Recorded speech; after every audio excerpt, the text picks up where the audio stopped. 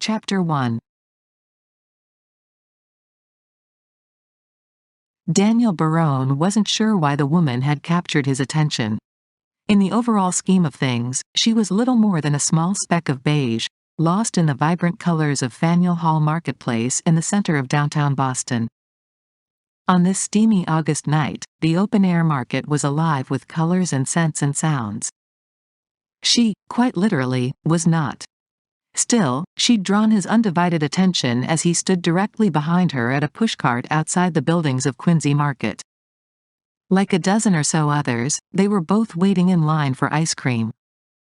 Unlike the others, who edged forward as placidly as milling cattle, she bounced with impatience. Like a child, which she absolutely wasn't, she rose to the balls of her feet and bounced. There wasn't another word for it.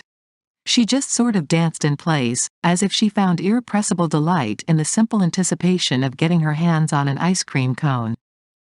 For some reason it made Daniel smile. Her guileless exuberance charmed him, he supposed. And it made him take time for a longer look. She was average height, maybe a little on the short side. Her hair wasn't quite blonde, wasn't quite brown, and there was nothing remotely sexy about the short, pixie-ish cut. Her drab tan shorts and top showed off a modest length of arm and leg and more than adequately covered what could possibly be a nice, tidy little body. Who could tell? Other than the wicked red polish splashed on her toenails, there truly wasn't a bright spot on the woman, until she turned around with her much-awaited prize. Behind owlish, black-rimmed glasses, a pair of honey-brown eyes danced with anticipation, intelligence and innate good humor. And when she took that first long, indulgent lick, a smile of pure, decadent delight lit her ordinary face and transitioned unremarkable to breathtaking in a heartbeat. The wattage of that smile damn near blinded him. It was worth the wait, she murmured on a blissful sigh before she shouldered out of line and went on about her business. And then some, Daniel agreed and, with a sidelong grin, watched the pleasant sway of her hips as she walked away. Wondering why a woman possessed of so much vibrant and natural beauty would choose to hide it behind professorial glasses, an unimaginative haircut and brown paper-bagged plain clothes, he tracked her progress as she moved through the crowd. He was still watching when the kid wielding the ice cream scoop nudged him back to the business at hand. "Hey, bud. You want ice cream or what?" Daniel slowly returned his attention to the counter. "Yeah. Sorry." He dug into his hip pocket for his wallet and, still grinning, hitched his chin in the general direction she'd taken. "I'll have what she had. Double dip." It wasn't Baronessa Gelato, he conceded after the first bite, but it was ice cream and he'd been craving it for almost a month now. He was pretty sure, though, that he wasn't enjoying his half as much as a certain champagne blonde was enjoying hers. He glanced around, searched for her briefly. Not that he expected to spot her in this crush of people, not that he knew what he'd do if he did. Didn't matter anyway. She was long gone, swallowed up by the milling crowd. Telling himself that it was just as well, he headed in the general direction of his car. He needed sleep anyway, not a distraction. The thought of a real bed with clean sheets and a soft mattress made him groan. So did the memory of his apartment with its light darkening shades, the cool hum of an air conditioner set on 70 degrees and about 12 solid hours of shut-eye. Simple pleasures. Foreign pleasures, of late. A month deep in the red sands of the Kalahari could whet a man's appetite for many simple pleasures. Like sweet, rich ice cream.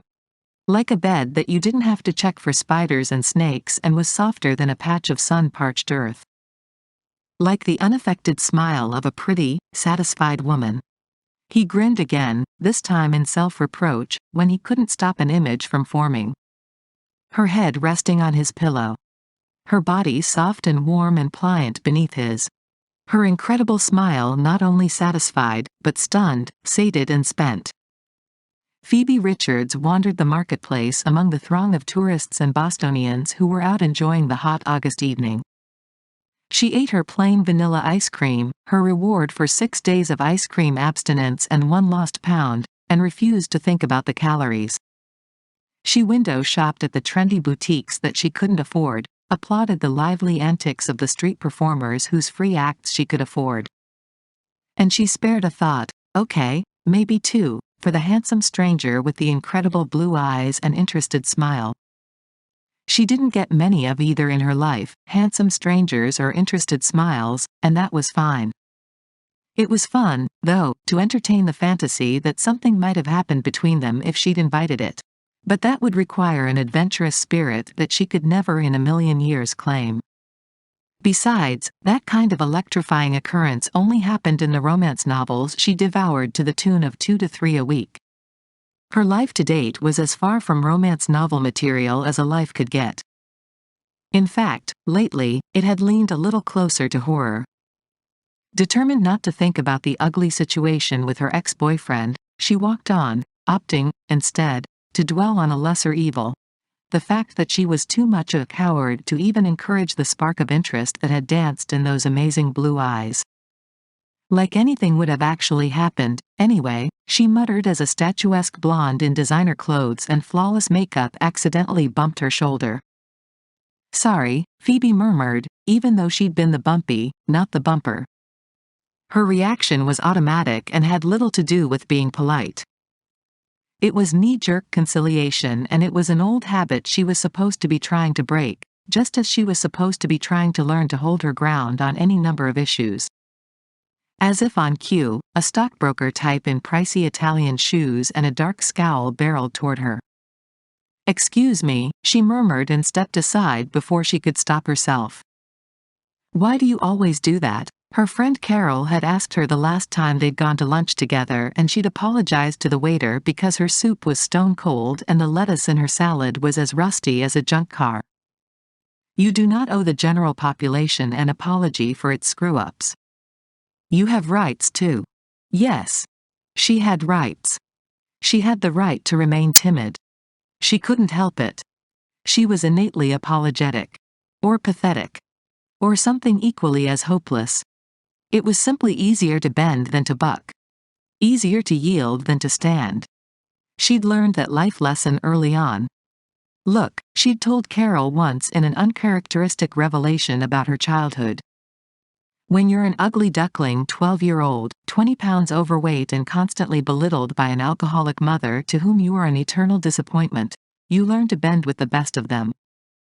And I also learned to fade into the background until I got so good at it that no one hardly ever noticed me. Life was just easier that way. Life was still easier that way, she thought defensively. And old habits were hard to break. At the ripe old age of 33, she wasn't really hopeful of changing them at this late date.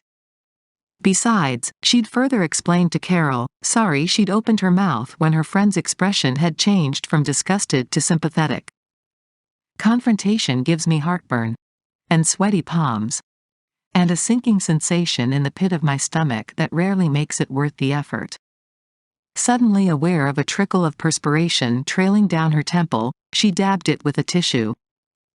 The lingering heat from the 100-degree day rose from the sidewalk in arid waves and burned right through the bottom of her sandals. August, she said aloud as she bit into the last of her ice cream. Gotta love it. It was close to 11 o'clock and the city was still as steamy as a jungle. Since she had to get up and cover another shift at the library tomorrow, she decided it was past time to get home and go to bed. Alone. As usual. Just another exciting Friday night on the town for Phoebe Richards, she murmured on a wistful sigh and made room for a pair of lovers to pass her on the sidewalk. They were so engrossed in each other, so cute, and so in love, it made her smile. It also made her ache. The longing to fill that empty place in her chest seemed to have grown larger and more hollow as the years passed, as the world turned, as all around her, love bloomed and flourished. She pushed out a snort that passed for a self-effacing laugh. You are a pathetic lump, she assured herself in disgust. And you're no poet, either. After checking the traffic, she jaywalked across the street to walk the 3 blocks to her car, shoring herself up along the way. One bad relationship did not make her a failure at love. 2 might, though, she conceded, gnawing thoughtfully on her lower lip. 3 or 4 took it past failure to disaster. All right. Her love life was a disaster, or as Carol frequently said with a sad shake of her head, "Girl, you sure know how to pick 'em." Yeah, she thought with a resigned sigh as Jason Collins came to mind, she sure did. On the upside, and despite the lack of love and romance in her life, she was always determined to find an upside. She did know how to find parking spots. Maybe you ought to play on that talent if you ever get another date, she told herself with a sarcastic little smile as the scene played out before her. Well, you're not exactly calendar material, are you, Ms. Richards? The man of her dreams stated bluntly as he squinted at the clipboard containing his detailed list of marriage requirements. So what, exactly, would you consider your most stellar attribute? And don't say intelligence, because frankly, I find that's a real turnoff. Well, I have an uncanny knack for finding fantastic parking spots, she replied, dimpling hopefully.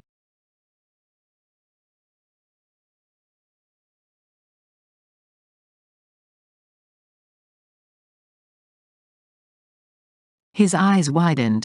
And then he smiled. Sunlight glinted off his perfect white teeth. Tossing his clipboard over his shoulder, he opened his arms as violins played in the background. Darling, that's perfect. Let's get married. That proves it. You're definitely warped, she muttered with a shake of her head. But darn, girl, you do know how to find a parking spot. The one she'd found tonight was only 3 blocks from the marketplace. Closer to a streetlight would have been nice though, she thought on a sudden shift of mood. A sense of unease sent a quick and clammy shiver eddying along her nape and dampened her good humor. Okay, Phoebes, she admonished herself and started rummaging around in her purse for her car keys. Time to switch genres. You've been reading too much romantic suspense lately. She was not afraid to be out at night on her own. Well, not too afraid, she conceded, pulling out her keys. She'd lived in Boston all her life and was cautious, that was all. Generally, though, she didn't jump at shadows or look for bogeymen under her bed unless Carol and the gang roped her into going to a spooky movie. At least she hadn't jumped at shadows until she'd broken up with Jason 2 months ago and he'd started calling her in the middle of the night and hassling her at work. Just thinking of him sent another shiver slithering down her spine. Fighting what she knew was a false but growing sense of urgency, she told herself to let it go. Jason had been a mistake. She'd corrected it, or thought she had until she heard his voice. Out trying to scare up a little action, are ya, mouse? She jumped and spun around so fast that she fumbled with her keys and dropped them. Jason. His name rushed out on a high, thready breath as her coward's heart threatened to beat its way out of her chest through her throat. Jason, he mimicked with a nasty smirk before he bent to snag her keys from the curb where they'd landed with a loud clatter. That's it? Jason. You could at least pretend you're glad to see me. After all, I spent half the night trying to catch up with you. Phoebe forced herself to look into his bloodshot brown eyes and hated it when she couldn't hold his gaze. Hated it more when she realized she was shaking. He needed a haircut. His shirt was dirty. He was also drunk, mean drunk.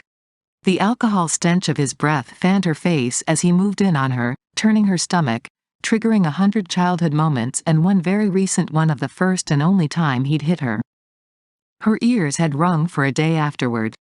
The bruise on her cheek had taken much longer to fade. The memory never would, even though she'd written him out of her life at that exact moment. He glared at her through an ugly smile. How had she ever thought his smile was beautiful? More important, how was she going to get out of this? Give me my keys, Jason, she said, shooting for reasonable and hoping he'd comply. Unfortunately, her demand sounded more like a plea. He gave a pitying shake of his head and held them out of her reach. You know, your problem always was that you didn't know how to show a man proper respect. You should be thanking me, not giving me orders. She closed her eyes, swallowed. Thank you, for picking up my keys, she said meekly as he crowded her backward until she bumped into the driver's side door of her car. Could I have them, please? Triumph turned his mouth into a sneer. Better. Not good enough, though. Just like I was never good enough for you, was I? Was I? She willed herself not to panic as he pressed his face close to hers. How's that happen? I wonder, he demanded with the angry slur of a big man about to teach a small woman a lesson. How's it happen that a mousy, old maid librarian thinks she's better than me? Where do you get off dumping me? Ha! He wiped spittle from the side of his mouth with the back of his hand. You think you're some prize? He snorted out an ugly laugh. News flash. You're not. What you are is leftovers. Leftovers. He dug his fingers painfully into her upper arm, making her wince. I was good to you. I was great to you. What's your problem, anyway? Like an animal could sense a coming earthquake even before sensitive scientific equipment could pick it up, Phoebe anticipated the coming blow. With a hard jerk, she pulled free and whirled away before it landed. His fist slammed into her car door with a loud crack. His vicious curse sliced through the night as she half walked, half ran, praying that he'd curl up to nurse his pain and forget about her. The sound of heavy footsteps pounding the sidewalk behind her told her that wasn't going to happen. Her heart sank. Nausea rolled through her stomach as she stepped up her pace and, not for the first time in her life, wished she had the backbone and the skill to strike back.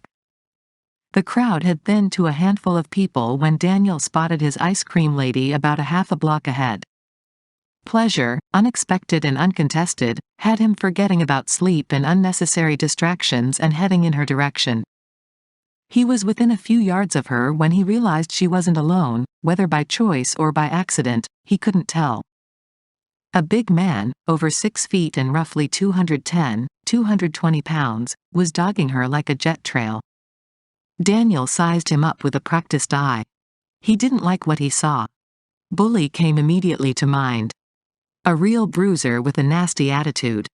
He could only hear snippets of their conversation as they stopped by an older model gray compact car. He heard enough to grasp that the guy was obnoxious and ugly, though, and about as welcome as a wad of gum on the bottom of her shoe. He picked up on something else too. She was afraid of him. Daniel's stomach bunched into tight knots when the creep grabbed her arm and squeezed hard enough to make her wince. That was as far as he was willing to let this go.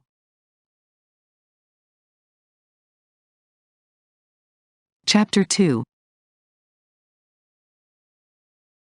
Daniel picked up his pace, then momentarily lost track of her when he got tangled up in a group of rowdy, laughing teenage girls.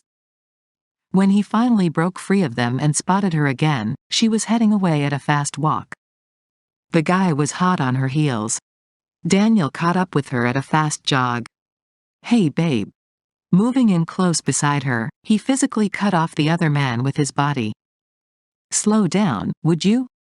I lost you for a while there, he added, slinging an arm over her shoulders with the easy familiarity of a man claiming his woman.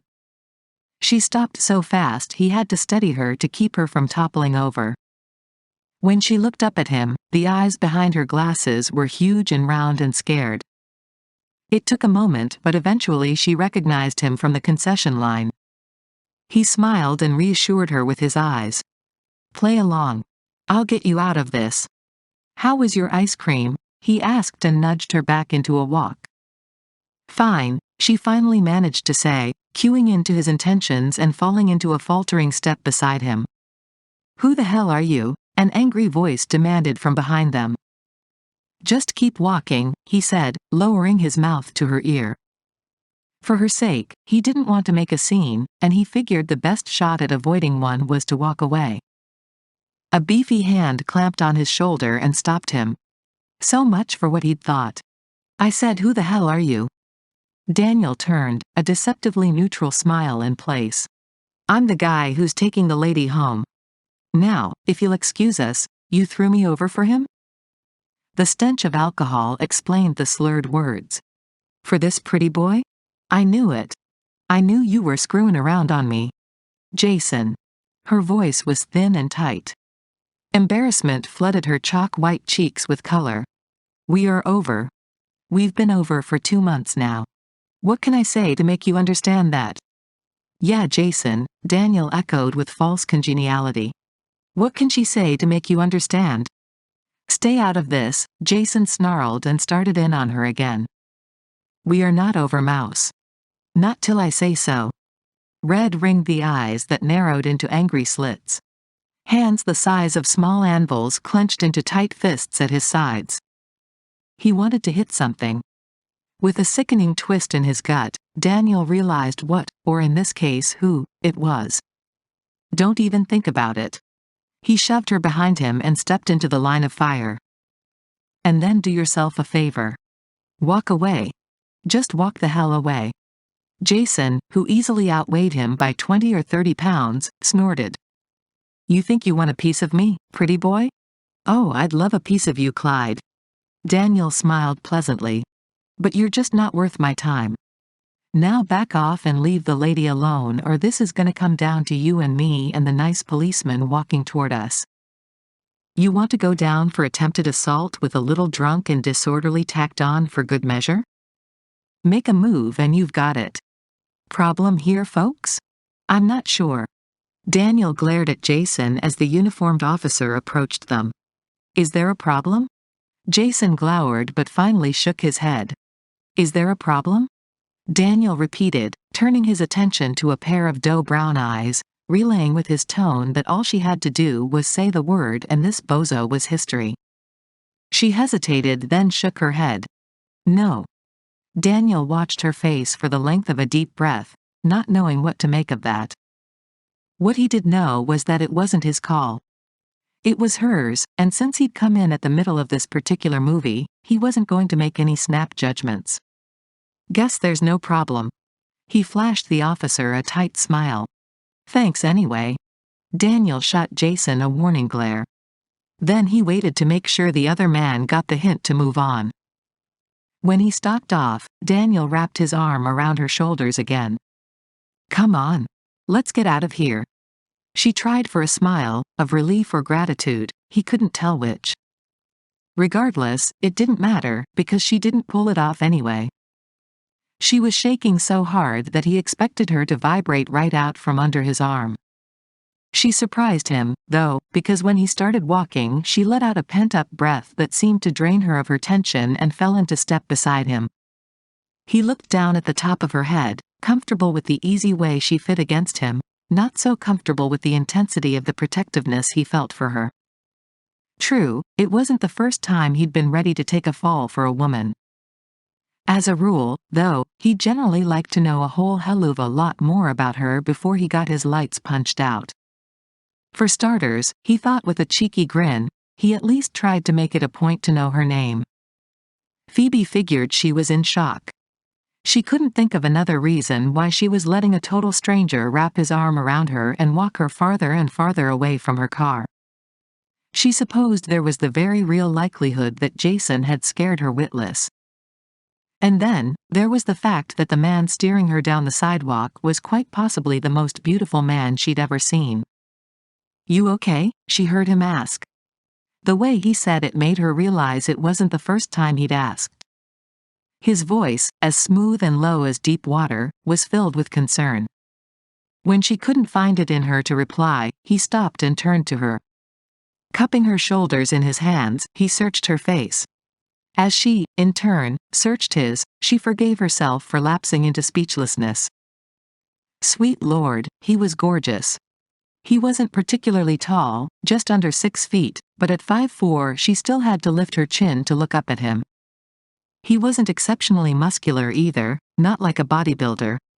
Instead, he was sleekly muscled, like a runner or a swimmer, a study in athletic fitness that combined conditioning and finesse to a honed perfection that overshadowed brawn any day.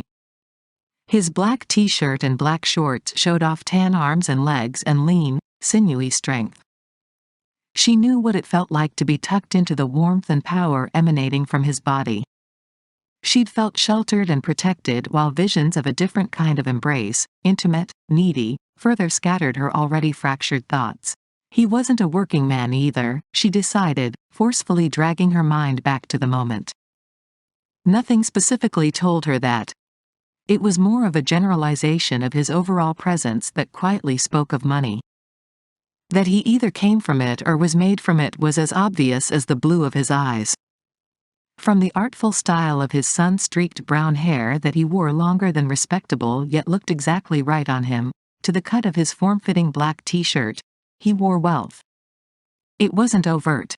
It was, instead, effortless. He was as comfortable with it as he was with his utter maleness, at ease with everything that he was.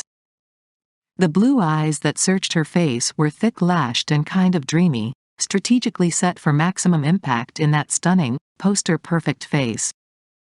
His cheeks were deeply tan and slightly stubbled, his jaw molded with love by a benevolent master. His classic male beauty, however, had enough rough edges thrown in to save him from being pretty. A tiny crescent-shaped scar marred the corner of his full upper lip, and a nick split the arch of his dark eyebrow. Still, his face was so symmetrically sculpted it was almost painful to look at it, yet impossible to look away. He was everything that a hero was supposed to be. Brave, gorgeous, wealthy. Her heart sank on a reality check.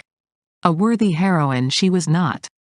The realization of who she was, what she was and what she wasn't, melted over her like spent wax, starting at the top of her head and working its way to her fingertips.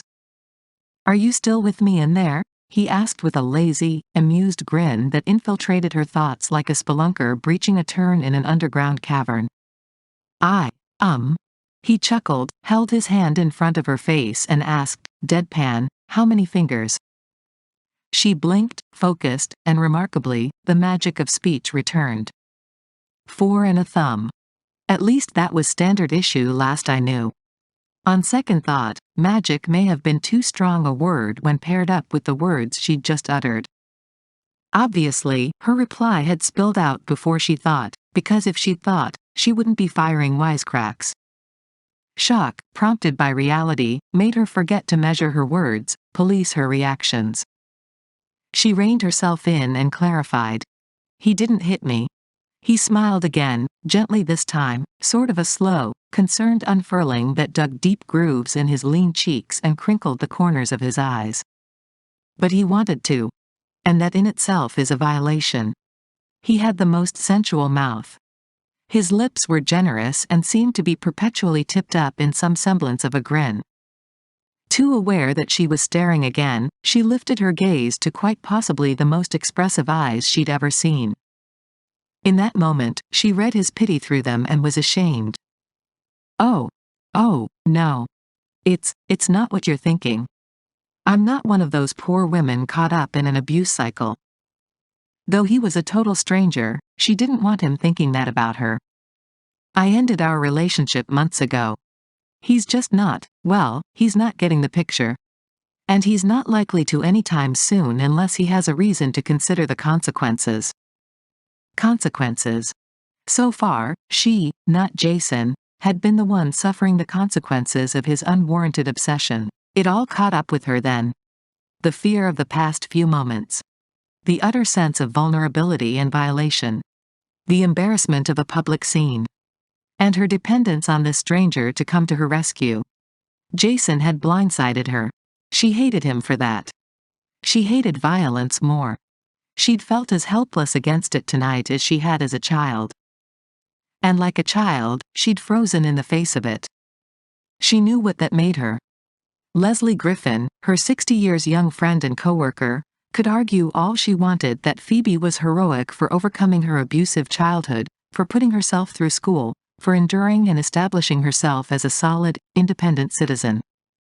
The truth, however, was that at heart she was a coward. For that failure alone, she hated herself almost as much as she hated Jason for putting her in this position. Well, she squared her shoulders and rallied what pride she had left. "It's my problem. I'll figure out how to deal with it. Think in terms of a 2x4. Right between his eyes, he said darkly. "Do you all run on pure testosterone?" She blurted out the words before she could marshal them. Again. She closed her eyes, pressed her fingertips to her temple. Wrong. Wrong, wrong, wrong. She didn't know how to act around this man. If she wasn't gaping in stupefied silence over his glaring good looks, she was bumbling out the most inappropriate things. "I'm sorry. You saved me from a really bad ending here, and I'm coming down on you for wanting to." She paused, lifted a hand in the air. "To add more violence to an already violent situation," he suggested, an apology in his voice. "Unfortunately, sometimes that's the only option." For the first time, something other than gentle amusement hardened his mouth. She saw and heard his anger but understood that it was directed at Jason. She also understood that he hadn't judged her as harshly as she'd judged herself. When she realized he was watching her with an absorbed intensity that relayed both concern and the same gentleness as his smiles, she drew in a deep breath and let it out. "Well," she said, feeling compelled to assure him, "I'll be okay. He'll give up sooner or later. In the meantime, I really don't know how to thank you. Most people wouldn't have stopped, and, gotten in the middle of someone else's mess. I'm not most people." That much she'd already figured out. He certainly wasn't like most of the people she knew at any rate. And he wasn't anything like her. She was strictly struggling to be middle-class mundane. And he wasn't. So, what happens now? She let out a breath through puffed cheeks. What does happen now? She mused aloud before her brain synapses clicked into place. Well, now I guess I walk back to my car and drive home. It seemed simple enough, except that on the heels of her statement, she realized it wasn't going to be simple at all. She would have laughed if she could have mustered the strength. Well, normally I'd walk back to my car and drive home. Normally? She worried her lower lip between her teeth, then lifted a shoulder. He got away with my car keys. He quirked a beautifully arched eyebrow, the one with the nick in it. Oops. That's a problem. Phoebe tugged on the tips of her hair where it tickled her nape and tried not to fidget as he continued to watch her with that half-amused, half-interested, all-male grin. So it would appear that you're stranded. Yep. She was in a tight spot. So why was she suddenly grinning back at him? It was ludicrous. Someone who had once meant something to her, someone she had trusted and had actually considered building a life with, had just tried to physically assault her. In addition, he'd made off with her car keys. Yet the pain of the first and the anger over the second just sort of drifted off in the comfort of this man's dazzling smile.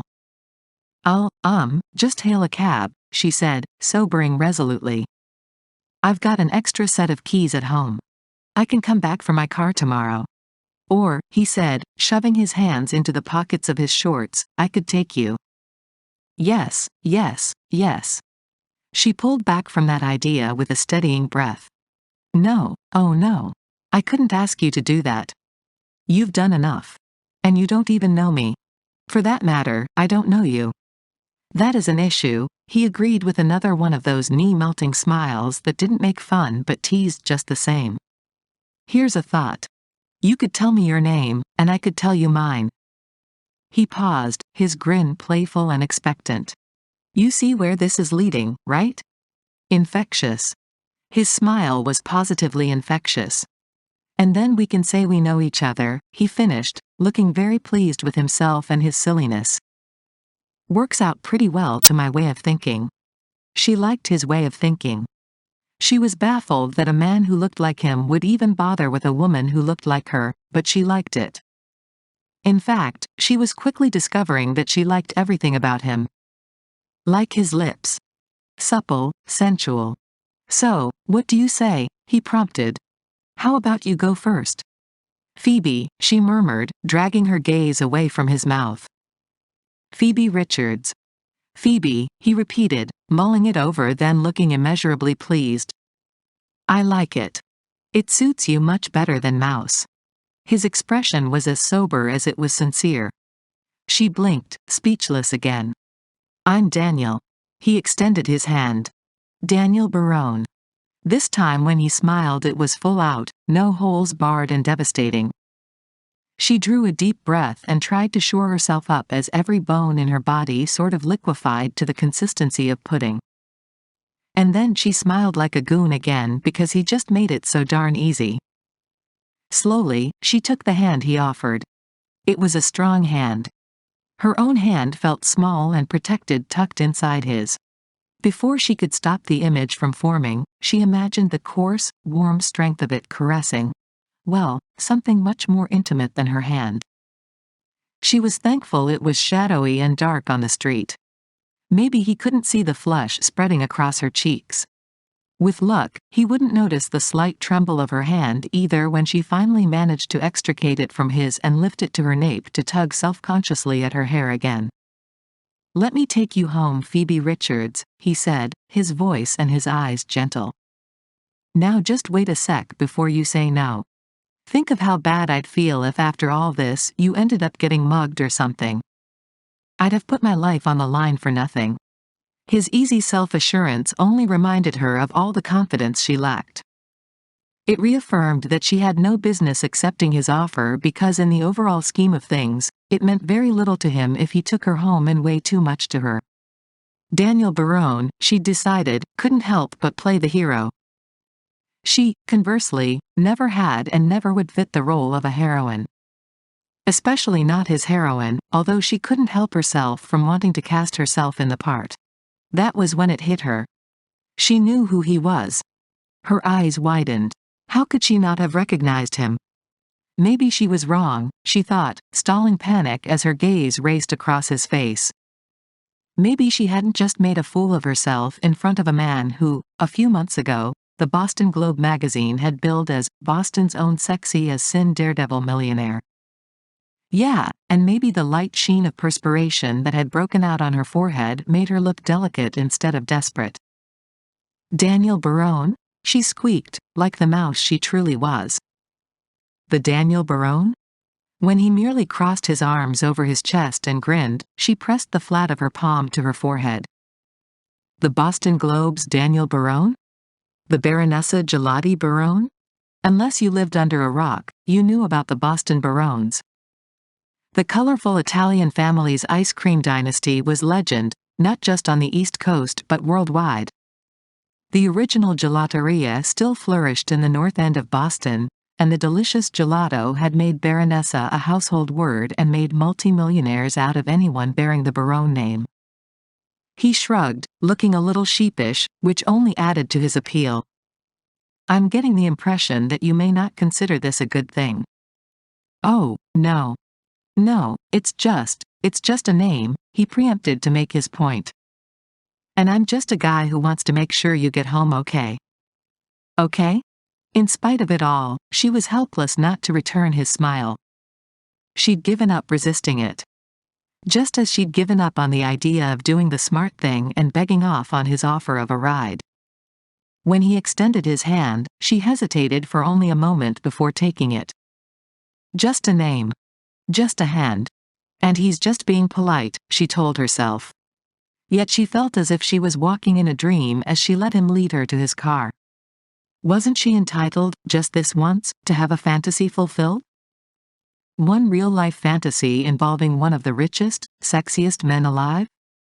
When he opened the door for her, she went with it. She sank into the plush, supple leather of the bucket seat and pretended that she belonged there. She let the classical music flowing from the stereo system wrap around her, and entered another world. His world. Phoebe Richards, welcome to the world of the rich and famous. All she needed to complete the scene was Robin Leach with his phony accent prattling away in the background. She sighed and regained enough of her wits to remind herself that she really didn't belong in that world. Just like she didn't belong with a man like him. Yet here she was. She was in a car, in the dark of night, with the man of her dreams, hers and any other woman with a beating heart. Daniel Barone was a true-life knight in shining armor who had literally saved her. Surely the shiny silver Porsche qualified as armor. Surely he was as much a knight as Guinevere's Lancelot. And in the name of fair play, surely, just once in her life, Phoebe Richards was entitled to a fairy tale ending, even if, like Cinderella's coach, she'd turn into a pumpkin at the stroke of midnight. Okay. So she was mixing her fairy tales and her metaphors. She didn't care. For this brief moment in time she indulged. She let herself forget about pumpkins and different worlds when he turned to her. His blue eyes were thoughtful and interested as they met hers over the tanned arm that gripped the gearshift. The streetlight cast stunning shadows and shading across his incredible face. He smiled that devastating smile. "All set?" "To the castle," she murmured and settled back as his soft, warm chuckle enveloped her.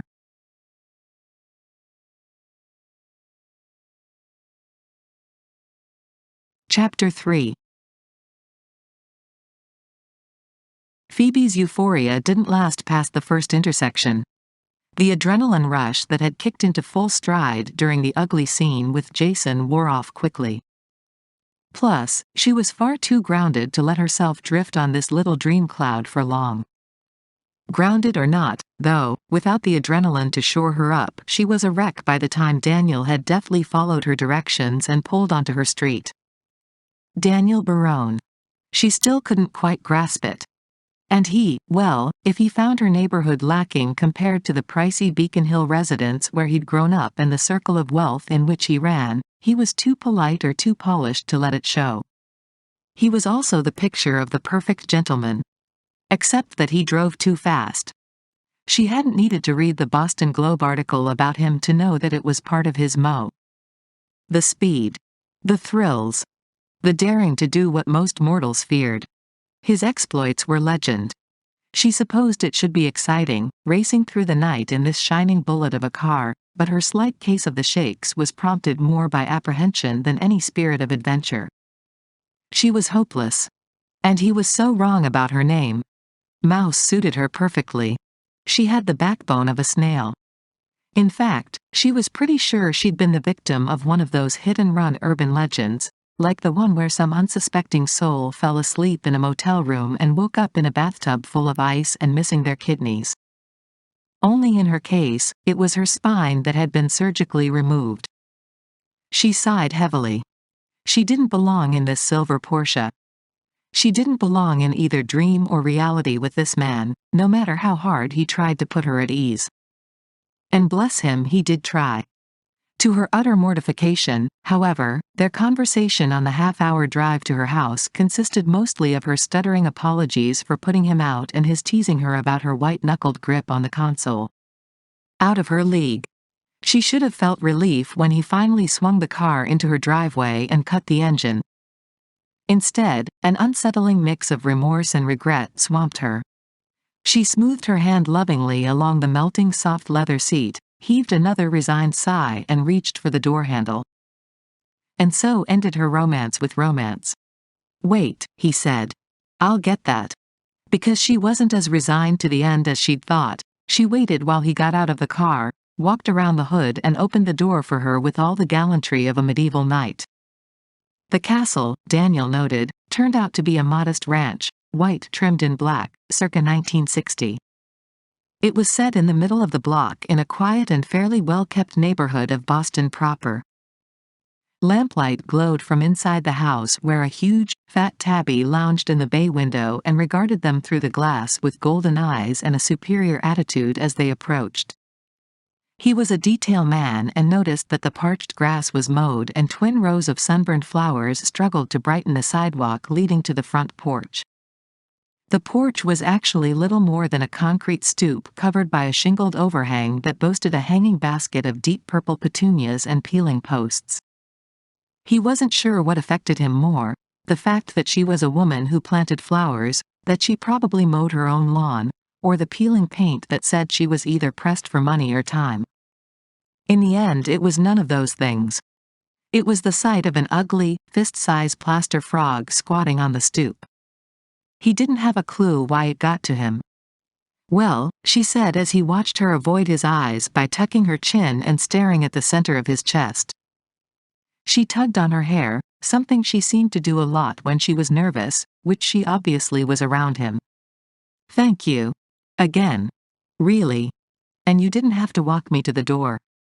As she'd been doing since about midway through the drive across town, he could see her gearing up for another apology for putting him out. "Don't you dare say it," he warned her before she wound up for a good start. "We reached an agreement, remember? You aren't going to apologize anymore." You're right. She caught herself and smiled sheepishly. I'm so not going to apologize again. Looking pink and flustered and adorable, she bent to pick up the ugly frog. Daniel stood there in suspended silence, absorbing the pleasant scent of vanilla ice cream and summer that surrounded her, studying the endearing little cowlick that parted her hair with a swirl at her crown. Considering touching the silky soft strands that looked baby-fine and so touchable he had to shove his hands in his pockets to keep from reaching out and sifting it through his fingers. He didn't get it. He didn't get why he was so fascinated by her. She was as far from a siren as Dame Edith, and yet she called to him. He should feel relief now that he'd done his duty. He'd delivered her safely to her door. He was free to go. So he sure as hell didn't know why, when she turned that stupid frog upside down and slipped a key out of the compartment hidden in its belly, he felt a surge of tenderness that sent warning bells ringing in every rational part of his brain. Aside from general concern, it shouldn't matter so much that the woman was being hounded by an ex-boyfriend with a whole lot of mean on his mind. It shouldn't matter so much that she hid her house key in a frog and probably regarded it as a security measure. It shouldn't matter so much that at first glance, he'd thought of her as ordinary. And yet it did. She was as far from ordinary as a dive along the outer reefs of a Micronesian atoll. As far from ordinary as the rare Lap orchid he'd had the pleasure of seeing in the wild in the mountains of Abisko in northern Lapland. Far from ordinary. Also, far from sophisticated. She wasn't glamorous, wasn't worldly. In fact, she quite possibly needed a keeper. He should leave before he did something really stupid and volunteered for the job. Instead of a quick goodbye, though, he shook his head and heaved out a sigh. Then he pried the key from her rigid fingers, inserted it into the lock and swung open her front door. Cool air gushed out of the house and into the heated night in welcome waves. She was in the process of stammering out an, well, thank you again, when he propped his hand above her head on the doorjamb and looked down into a face that made him think of a very cute, very sweet, very vulnerable baby owl about 2 wing fluffs away from taking flight. Exactly how nervous do I make you, Phoebe? He asked with a twitch of his lips that was fast threatening to turn into another grin. The breath that escaped her was less sigh than surrender. On a scale of 1 to 10? She glanced up at him, then away, then back again before admitting, about a 55. A dark thought had him narrowing his eyes in concern. Because of that Jason guy? Because you think I might turn out to be like him? No. Oh no. You could never be anything like Jason Collins, she said so adamantly that he smiled. It's not that at all. Because you don't know me, then? She tried to stall a small sound that could have been a groan or a squeak. Just the opposite. Because I do know you. At least I know who you are. Slender fingers rose toward her hair again. He snagged her hand midair, held it captive in his. Her hand was soft, graceful and trembling ever so slightly. He felt that tug again and, taking pity, let go with much more reluctance than was warranted. I realize it's not very sophisticated to admit it, she said, clearly flustered by the contact, but I don't know quite how to act around a man like you. I don't know what to say. I don't know what to do, with my eyes, with my hands. She stopped and lifted a hand in entreaty, her gaze landing everywhere but on him. Most women knew how to act, he thought cynically. At least most of the women who approached him did. Maybe that was why he found this woman so intriguing. She was a refreshing change from the women he generally tried to avoid when he returned to Boston. The Beacon Hill Beamer set generally wanted him because he had money or because they had money and he filled the bill as their equal. Some wanted to snag him. Some wanted to tame him. He recalled the ridiculous statements in the Boston Globe article with a grimace. Some, he knew for a fact, simply wanted to be seen with him. And others, for some sick reason, wanted to be used by him. He, evidently, represented their personal brush with adventure. It was all the more unsettling to realize that he appeared to be Phoebe's personal brush with intimidation, unintentional on his part, but there anyway. The longer he stood here, the less he liked knowing how he affected her. He could think of other ways, many other ways, he'd like to affect her. All of them involved something much more up close and personal than holding her hand.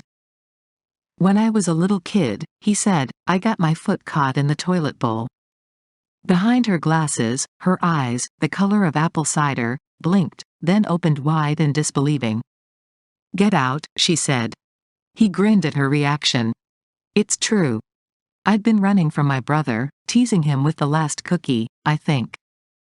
I ran into the bathroom and jumped Ed up on the stool to hold it out of his reach. Because he wanted it, that automatically meant I wasn't going to let him have it. Long story short, he reached, I dodged. I slipped and fell in. She lifted her hand to cover her mouth, but not before he caught the grin twitching at its corners. It was very serious. And I had some anxious moments, I've got to tell you. Oh, I would think so, yes, she said, her tongue planted deeply in her cheek. Yep. It was quite the ordeal. They had to dismantle the whole shebang, but once they got the toilet free from the floor, I was still stuck tighter than a wetsuit on a diver. So there I stood, he went on, warmed by the sparkle of mirth in her eyes, 3 paramedics, 4 firemen and a plumber all scratching their heads and trying to figure out how to get me out of the bowl. My dad was so angry at me that he threatened to make a harness and just let me carry the damn thing around on my foot for the rest of my life. You're making this up, she accused as she leaned back against the door frame, her hands behind her back now, cushioning her hips from the molding as she visibly dropped her guard and grinned up at him. Scout's honor. He made an X over his heart with his finger. I was 10 years old, and until they finally got me loose, I'd pretty much decided I'd be pitching Little League with 50 pounds of porcelain on my foot. The part one couldn't figure out was how I was going to run the bases. Her lips twitched again and her shoulders relaxed even more. I'll tell you another secret. He leaned in, lowering his voice as if concerned someone else might hear his whispered confession. I used to sleep with a nightlight. That earned him a full-fledged and gorgeous grin along with a skeptical, is that a fact? Yeah, but it's been, I don't know, weeks now since I've felt the need to turn it on. She laughed finally, all gentle, bubbling pleasure and silky sounds that warmed him in places a Bora Bora sun never had. The smile that lingered was relaxed. And amused. And quite wonderful. So was the sparkle in her eyes. Suddenly the words turned on took a leap to another forum entirely. I think, Mr. Barone, that you tell a very good story. Daniel. And I was just putting things into perspective. We're not so different, you and me, well, except for the male-female thing, he clarified with another grin. And you're looking much more comfortable now, by the way. I am. Thank you. Okay. Mission accomplished. He could go now. A smart man would. He, evidently, was not a smart man. Had he really done that? Daniel asked himself later. Had he really said, how about thanking me with something cool to drink before I hit the road? Evidently he had, because the next thing he knew, her cheeks were pink again. Oh, of course. I'm sore, she started, then caught herself.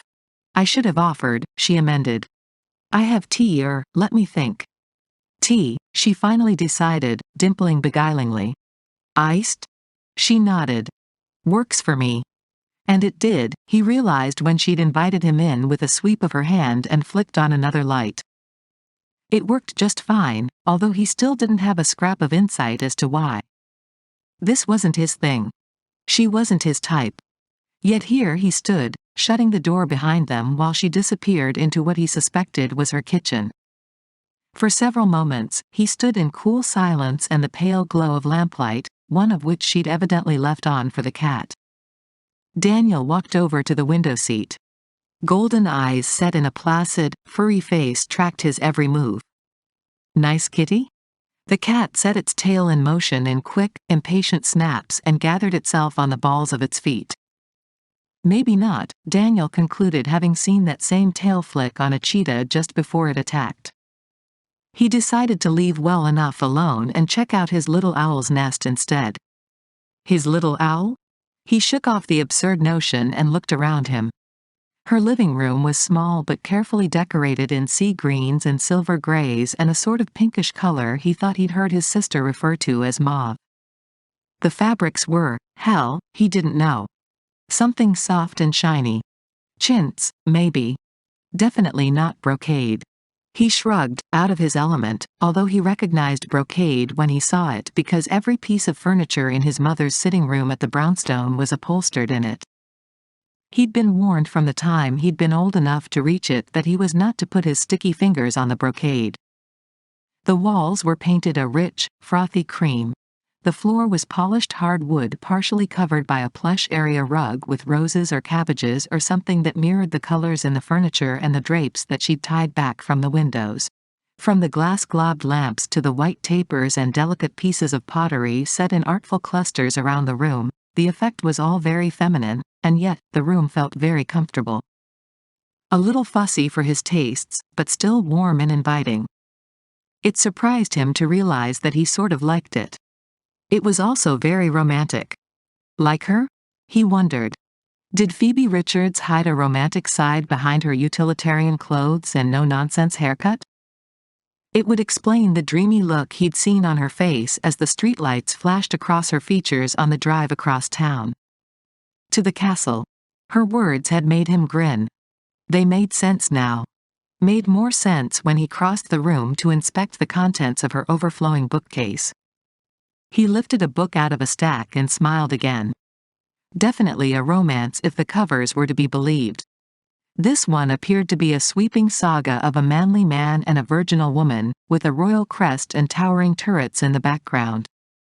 He put the book back and discovered more of the same, along with a large collection of contemporary romantic suspense and several classics. Wuthering Heights. Camelot. Romeo and Juliet. He felt another tug of tenderness for the woman who ate plain vanilla ice cream by herself on a Friday night, a traditional date night in Boston culture.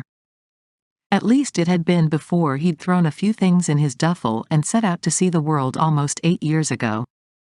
A swift surge of anger boiled up when he thought of Jason Collins. The man was a predator. He was also slime. He was having a problem piecing together any scenario in which Phoebe Richards would be linked to him, and yet they had a history. Daniel worked his scowl into a smile when Phoebe appeared in the doorway, a tall glass of iced tea in each hand. "Hey, thanks." He drained half the glass. "That hits the spot. And this is nice." He lifted his glass to encompass the room. "Very nice." She attempted to hide her pleasure and pride over his statement behind a dismissive smile. "Only 25 more years of monthly payments and it's mine, all mine, corroded pipes, peeling paint and all." He realized then what it was about her that captivated him so, besides the fact that she was pretty and refreshing and as tempting as the promise of the ice cream that was responsible for their chance meeting. Phoebe Richards was a real person. She didn't have it in her to be anything else. Her earlier admissions of nervousness and now her smiles were as honest as her heart. It was a rarity in his world, where most women either jockeyed for a favorable position or wanted something from him. Phoebe hadn't even wanted a ride home. She crossed the room to the bay window where the cat waited with watchful eyes. She greeted him with a gentle scratch to the top of his head, then stroked a slender hand lovingly down the length of his back. When the cat arched into her touch, Daniel damn near groaned, picturing himself the benefactor of that silky caress that was not only adoring but unconsciously sensual. Well, there was a new wrinkle. He was jealous of a damn cat. Jealous. Of a cat. If he thought about it, it was probably as degrading as hell. He decided not to think about it. "Guard cat?" he asked, shaking himself away from the concept and the picture of her hand stroking the tabby. "Keeper of the kingdom," she said with a small smile. The smiles were coming easier for her now, and kind of like potato chips, he was afraid that he wasn't going to be satisfied with just one. "He's also ruler of the roost. Arthur has made the rules and I've played by them since the day I brought him home from the pound 3 years ago." "Lucky cat," he said, then looked up to find her watching him watch her hand continue to pet the purring feline. He cleared his throat. She dropped her hand self-consciously, her cheeks pinking prettily. Please, sit down, she offered and perched tentatively on the edge of a side chair. I'm not usually so lax in the manners department. And he wasn't usually so easily distracted by beguiling eyes and a pretty face that got prettier by the moment. It was time to exercise the better part of wisdom. Actually, I need to take off, he said, then immediately felt like a skunk when her face fell in disappointment. Phoebe, Phoebe, Phoebe, he thought, helpless against another swell of tenderness. You are too open, too vulnerable. No wonder she made such an easy target for a creep like Jason Collins. Do something for me, would you? He asked after hiding his unsettling reaction by finishing his tea in a long swallow.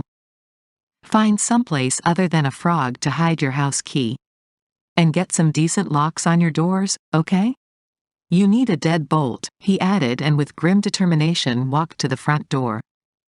Better yet, get a professional to come in here and set you up with a complete security system. She set her untouched tea on a glass-covered end table and rose, wiping her palms on her shorts. I'm fine. Really. But thanks for your concern. So formal. So much denial. He frowned down at her as she joined him by the door. The guy is a problem, Phoebe. He's not going away. I know his type. You've hurt his pride, banged the hell out of his ego. Level with me. This isn't the first time he has hassled you, is it? He could see her struggle to deny it, but just as he figured, her basic honesty wouldn't let her. He's called during the night a couple of times. Harassed me at work. But he's never approached me like he did tonight. Which only shows that he's building up a head of steam. He expelled a troubled breath. I don't suppose you've ever taken any self-defense classes? She seemed to find his question amusing. He tilted his head. And that's funny because... It's funny because in my world and my line of work, self-defense is rarely an issue. I'm a librarian, she clarified. We tend to level fines, not karate chops. Of course. Pretty, shy little Phoebe was a librarian. This was too good. A librarian, he said, smiling into a face that was trying to decide if he was going to tease her about her profession. He sincerely hoped she didn't have a family farm to lose, because if it came down to a poker game, she was a goner. Boston Public, she added, sounding a little defensive. She relaxed and expanded when she realized that he liked the idea. The children's library. Why is it that they never had librarians who looked like you when I was checking out National Geographic in the 8th grade? Her eyes softened, warming to his smile. National Geographic, huh? For the articles, I suppose? Oh, absolutely. He was barely aware that he'd moved toward her. She was very aware. Her gaze was watchful, her eyes overbright. It never occurred to me, he said, shrinking the distance between them to little more than an inch, that there might be pictures of bare-breasted women between those scholarly pages. Imagine my shock when I found them in magazine after magazine after magazine. Imagine, she echoed with a tentative smile. He was making her nervous again. Not an uncomfortable kind of nervous. An aware kind of nervous that painted her cheeks with a rosy blush. He liked her reaction, maybe a little too much. And did those very same magazines prompt you to? She paused, sounding as breathless as a marathon runner at the finish line, to embark on all the adventures that have made you so famous? His hands were on her shoulders now.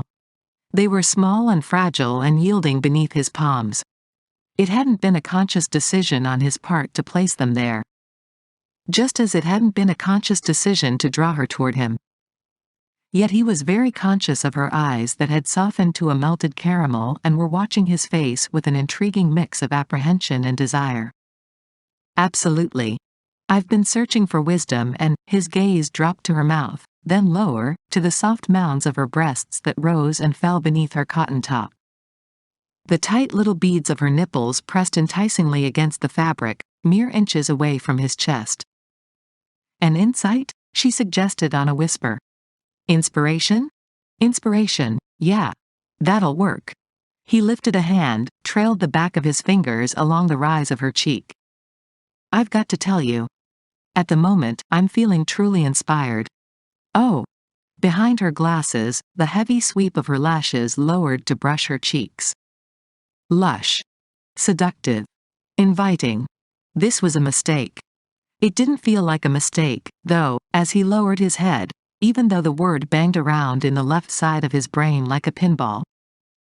What it felt like was a little bit of heaven to be this close to her, to claim the kiss he'd been fantasizing about since she'd turned around with her ice cream and blinded him with her smile. He touched his mouth to first one corner of hers and then the other, telegraphing his intentions, offering his little bird the opportunity to fly away. She didn't fly. She didn't even fluff a wing. She didn't go anywhere. Before she had a change of heart, he aligned his mouth with hers and took his need all the way home. Honest, he thought again as he sank into the luxurious warmth and the dewy fresh taste of her. She was so honest with her response. Everything that she was flowed into her kiss. Innocence, guilelessness, openness. And wonder. The lingering taste of vanilla flavored her mouth, richer than the sweetest cream. Her lips were petal soft, like summer roses. The sigh that soughed out when he slid his hands down her arms then wrapped them around her, married hesitation with restlessness. And when he asked her to open for him with a gentle nip of his teeth to her lower lip then the questing glance of his tongue, she hesitated for only a heartbeat before inviting him inside. The tenderness he felt for her shifted, like a hot wind, to something more intense, more demanding. Heat. Hunger. Need. A desire so much stronger than anything he'd ever experienced tightened in his chest then crept, by inches, toward his groin. Too much, the rational half of his brain warned. Not enough, the other half insisted when her small hands clutched lightly at his waist then rose in a slow, sensual sweep up the length of his back. Good Lord, he thought, forcing himself to lift his head and break the contact, only to dive back for more when her dreamy amber eyes and kiss-swollen lips asked for his return. Trouble. He was in it. Deep. And sinking deeper. It was way past time to walk away. And in about 100 years, he was going to. But right now, he was simply going to kiss her. With a will he'd rarely, if ever, had to call on, he finally ended the kiss. Cupping her shoulders to steady them both, he tipped his head toward the ceiling and gulped in a bracing breath. A long moment spun out, tempting him back toward the minefield before he found his bearings and with it his voice. Well, he said, hearing a gruffness that he had to ignore if he was going to get out of this before he took more than a kiss. More than a kiss was out of the question. For him, absolutely. For her, without a doubt. Phoebe Richards needed and deserved 10 times more than he had it in him to give. Well, he said again and fabricated a smile that could have been directed at his maiden aunt. So much for inspiration. Her eyes were closed. She had a shell-shocked look about her as she stood there, swaying a little on her feet. Yeah. He couldn't have agreed more. Look, Phoebe, wait. She opened her eyes with a little shake of her head. I think I know this part. It's late. You've got to go, right? And I've got to work tomorrow, so it's time to call it a night. It's okay. Really. No harm, no foul. Well. She certainly made that easy. So why did he feel so low? Because her mouth was as tempting as original sin. Because her eyes were whisper soft and searching. 100 emotions played behind them, one of them was regret. You're going to be okay now, right? She nodded once, then again.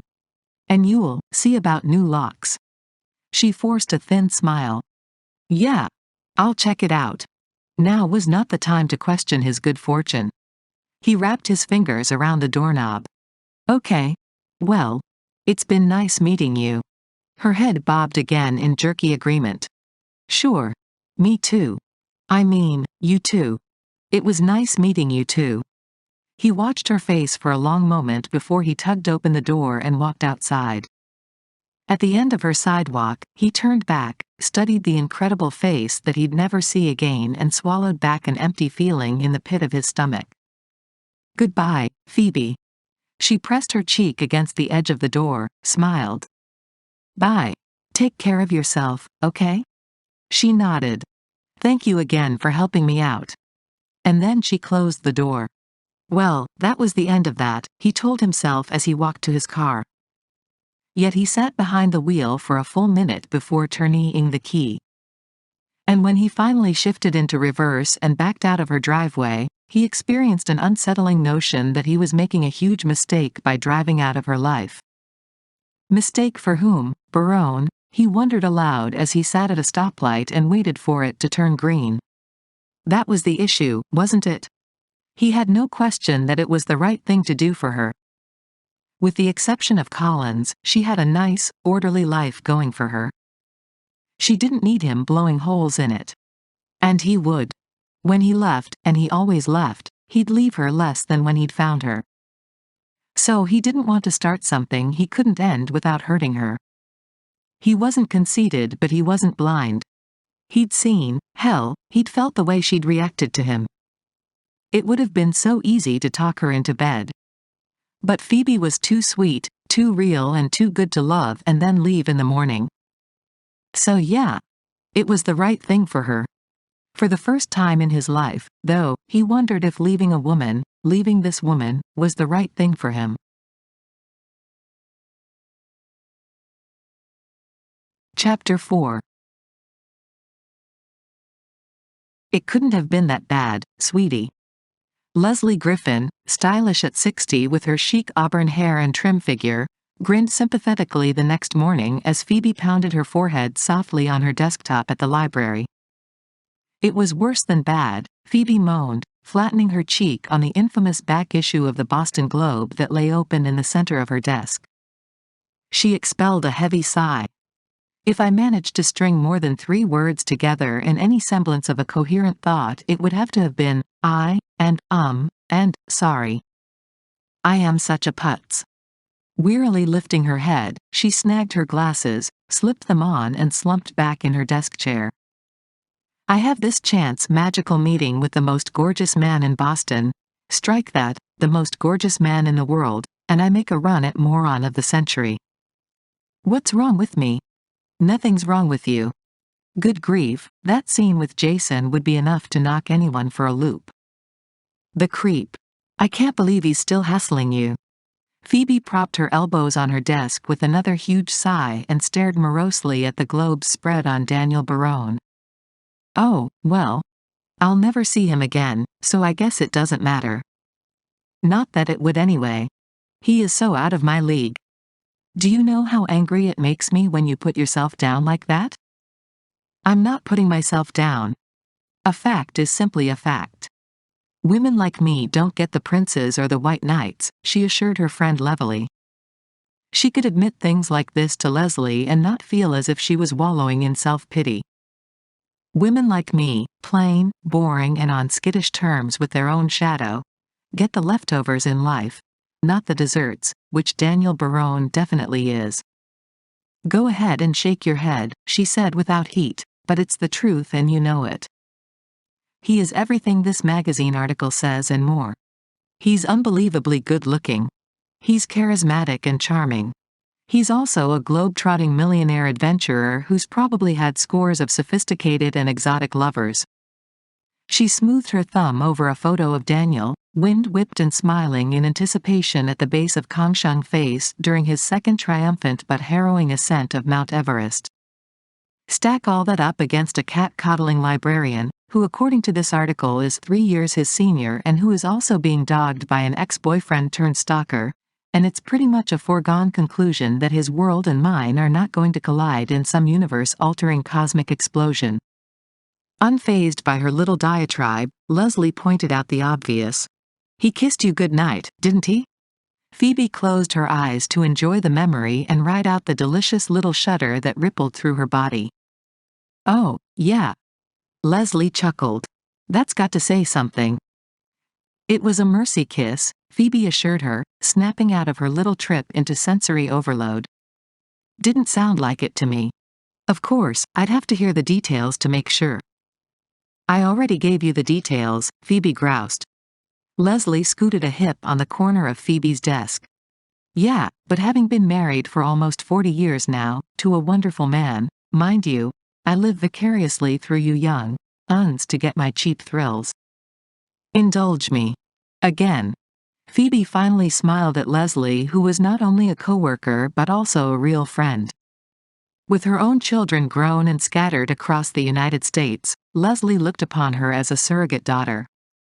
For that matter, Phoebe looked upon Leslie as sort of a mother figure. She provided a nurturing comfort that Phoebe had never received from her own mother. In fact, from the time Phoebe could remember, if there had been a mother in her life when she was growing up a lonesome and insecure only child of a single parent, she had played the role herself. It wasn't an unusual situation for children of alcoholic parents. She'd learned this through a lot of reading and the Al-Anon meetings that had helped her deal with her mother's illness. No, it wasn't unusual, but it didn't make her feel the loss any less. Just as she was still having trouble dealing with Jason's alcoholism. When she'd met him 4 months ago, he'd seemed like a dream come true. Then he'd morphed into a living nightmare. To this day, Phoebe couldn't figure out how she'd missed the signs. She'd lived with the disease. Possibly, as she had with her mother, she'd been too busy denying the truth to muster enough self-esteem to admit that Jason was the problem, not her, even after he'd started showing his true colors. And quite possibly, she'd been blinded by the hope that Jason had represented the possibility of marriage and family.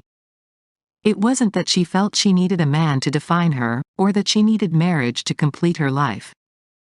She was making it just fine on her own. But children. Oh, how she dreamed of having children. To love. To nurture. To give what she'd never received as a child. To watch them grow strong and secure and loved as she'd never been. Hello, Leslie crooned, making Phoebe realize that she'd lapsed into one of her little funks that thoughts of Jason and her mother always brought on. Where'd you go? Sorry. Short trip down Nightmare Lane. Look. I'd better get to work. I've got a dozen things to do this morning and then I need to get ready for children's hour in. She checked her watch. Yikes. In 20 minutes. You need to change too. I know what I need to do because it's my day to work.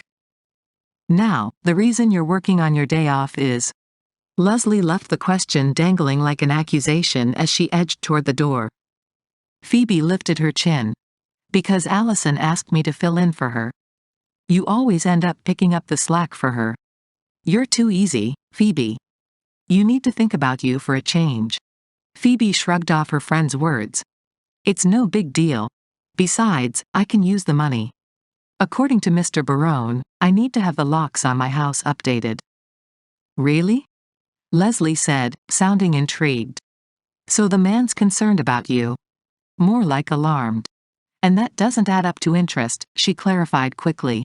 If I'd acted around you the way I acted around him last night, you'd be worried that I couldn't handle brushing my teeth without supervision.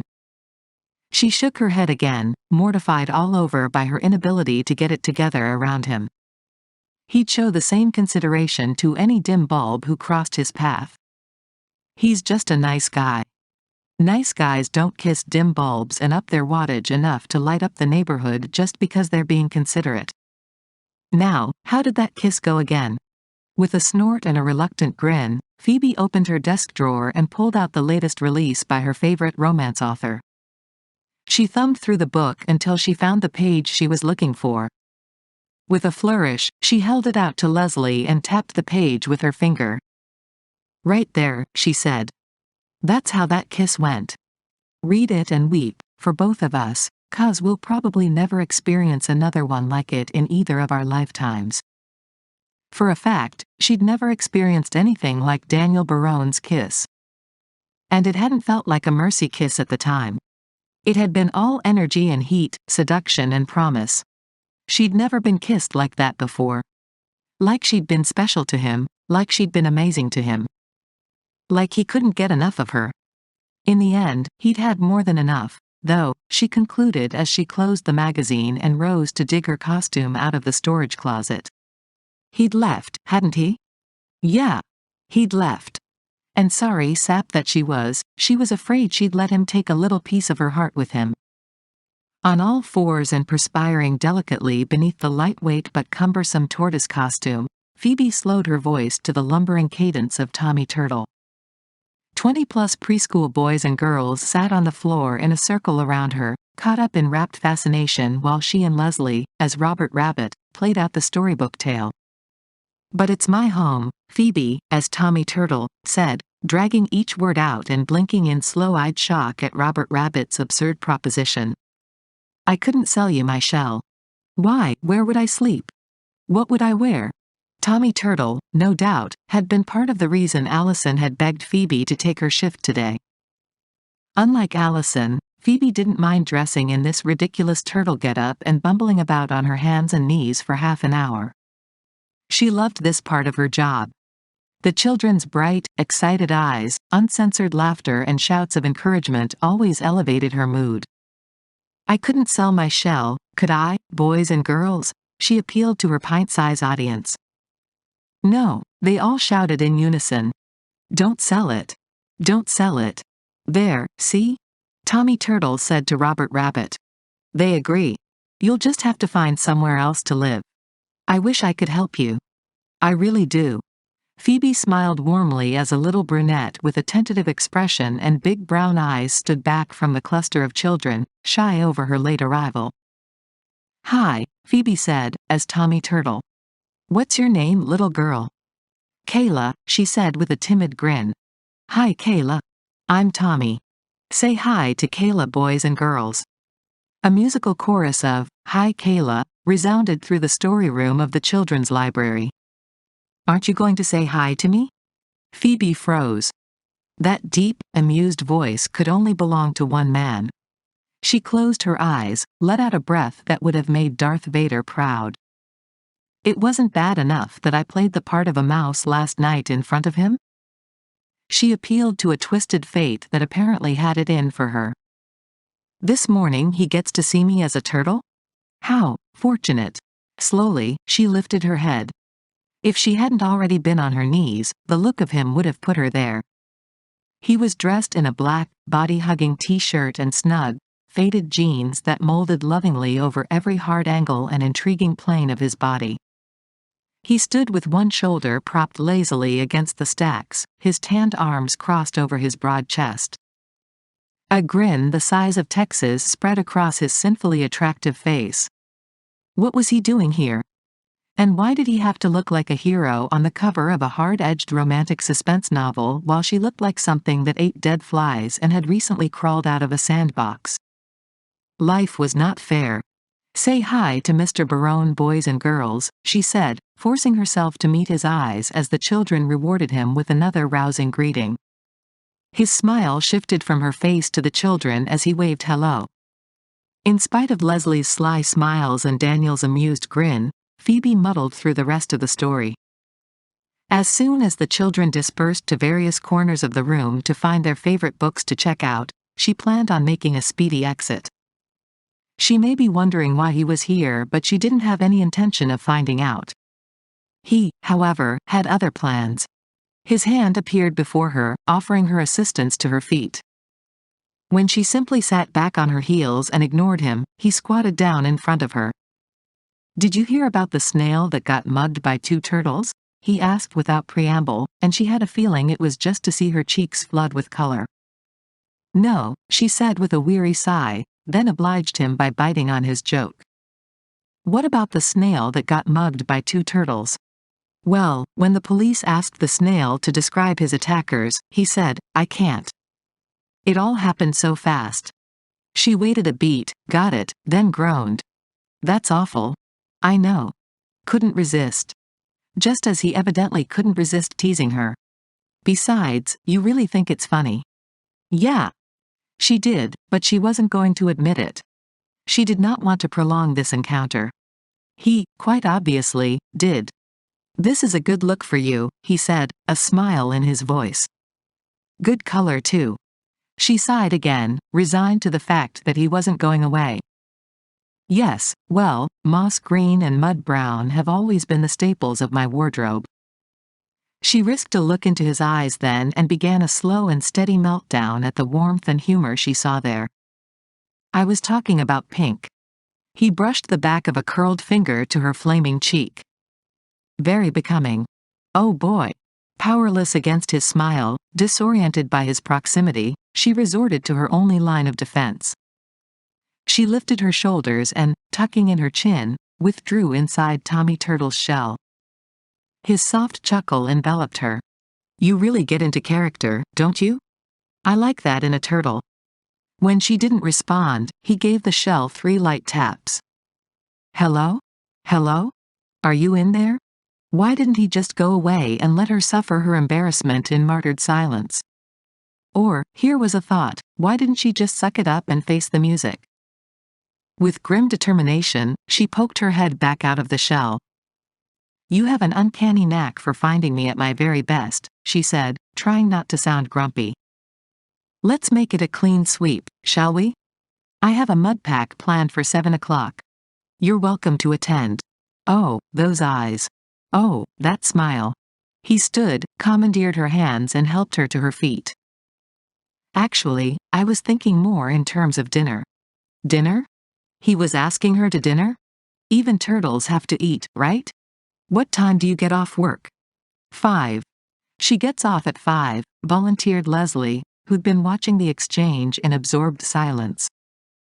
She doffed her bunny ears and extended her hand, the grin between her own ears stretching wide. Leslie Griffin. Daniel Barone. He returned Leslie's handshake and smile before turning back to Phoebe.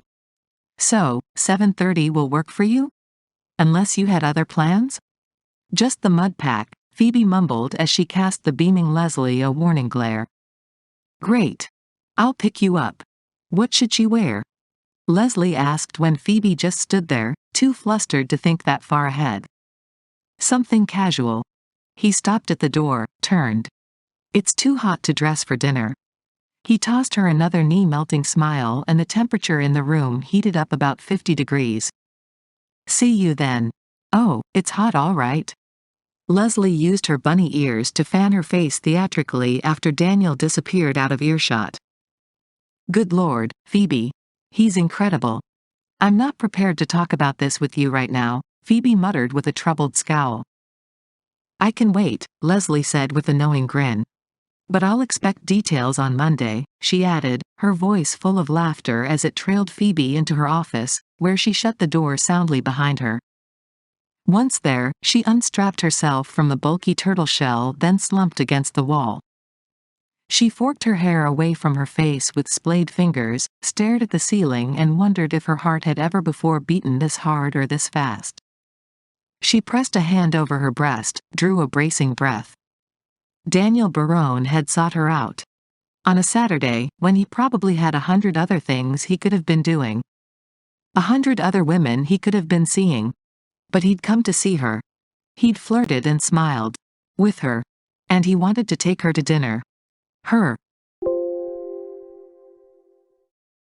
Maybe there's something wrong with him, she mused aloud when she met Leslie in the story room, as a new and wary panic kicked in. Maybe he's socially maladjusted, or has athlete's foot or bad breath, or maybe he has a small, Leslie cut her off with a waggling finger. I was going to say ego. There is nothing wrong with that man's ego, or anything else for that matter. Phoebe, did you ever think that maybe he just likes you? Leslie suggested, her tone and her look both supportive and censuring.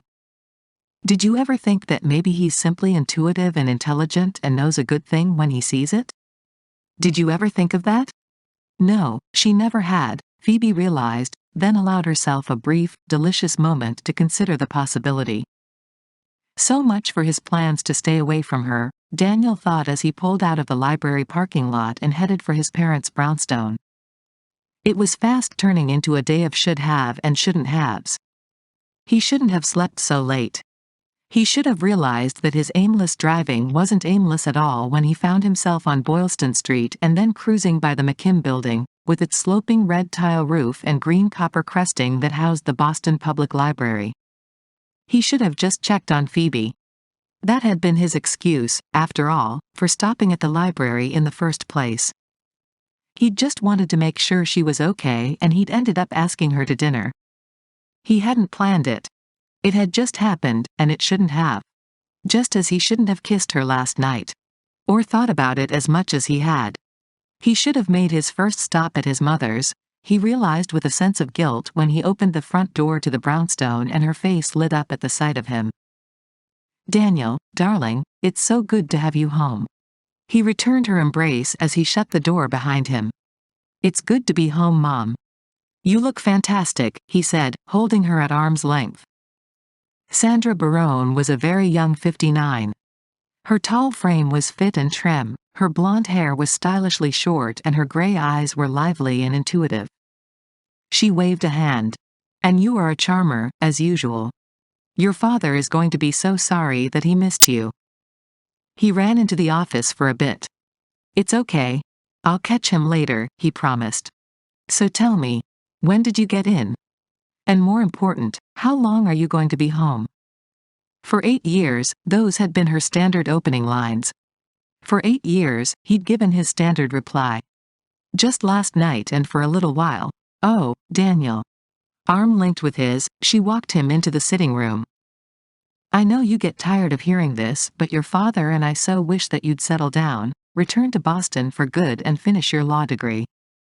Baronessa Gelati could use your brilliant mind on the legal team. Besides, I worry about you. We both do." She stopped abruptly, shook her head in self-reproach. "Here I am, nagging already when I promised myself I would stop doing that. It's just that we see so little of you." "I know. And it's okay." And then he did the other thing he always did. He sidestepped her concerns. "So what's been happening around here since I was home last month? Anybody get married or have a baby?" It was a legitimate question. Many of his cousins and even his little sister, Emily, now engaged, had been dropping into the happily ever after pool at an alarming rate over the past several months. "Oh, darling boy, how funny you should ask. Best sit down for this, I've got news that's going to shock you." Shock had been the right word, Daniel thought later that morning when he caught up with his sister Claudia right where his mother said she'd be, at the Ritz-Carlton, schmoozing money for one of her favorite causes.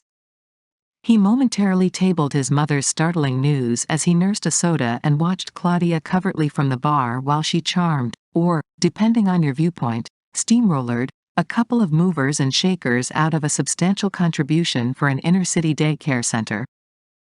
Animated as ever, her blue eyes danced as she tossed her fine blonde hair over her shoulder and dimpled prettily for her marks. No one could work a room like Claudia, he thought with pride. He didn't approach her until the men had left, considerably lighter in the wallet. She was stuffing facts and figures into her briefcase when she spotted him. "Daniel," she squealed and flew into his arms. "Where did you come from? How long have you been here? My God. It's great to see you. Sit. Sit and talk to me." "Well," he said after they'd caught up on the basics, "now that I know what you're working on, care to tell me whom you've targeted for your latest personal fix-up project?" Claudia threw him a haughty look. "I have no idea what you're talking about."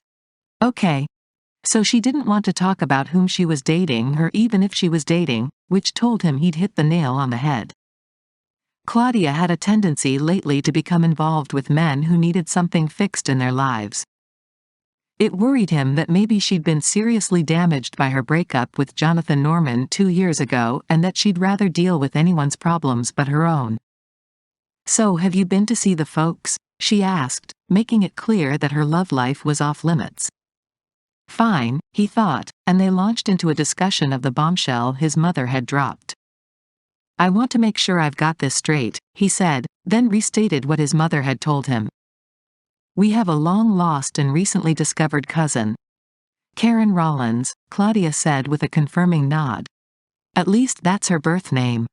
But the fact is that her father, who went by the name of Timothy Rollins, was actually Dad's twin brother.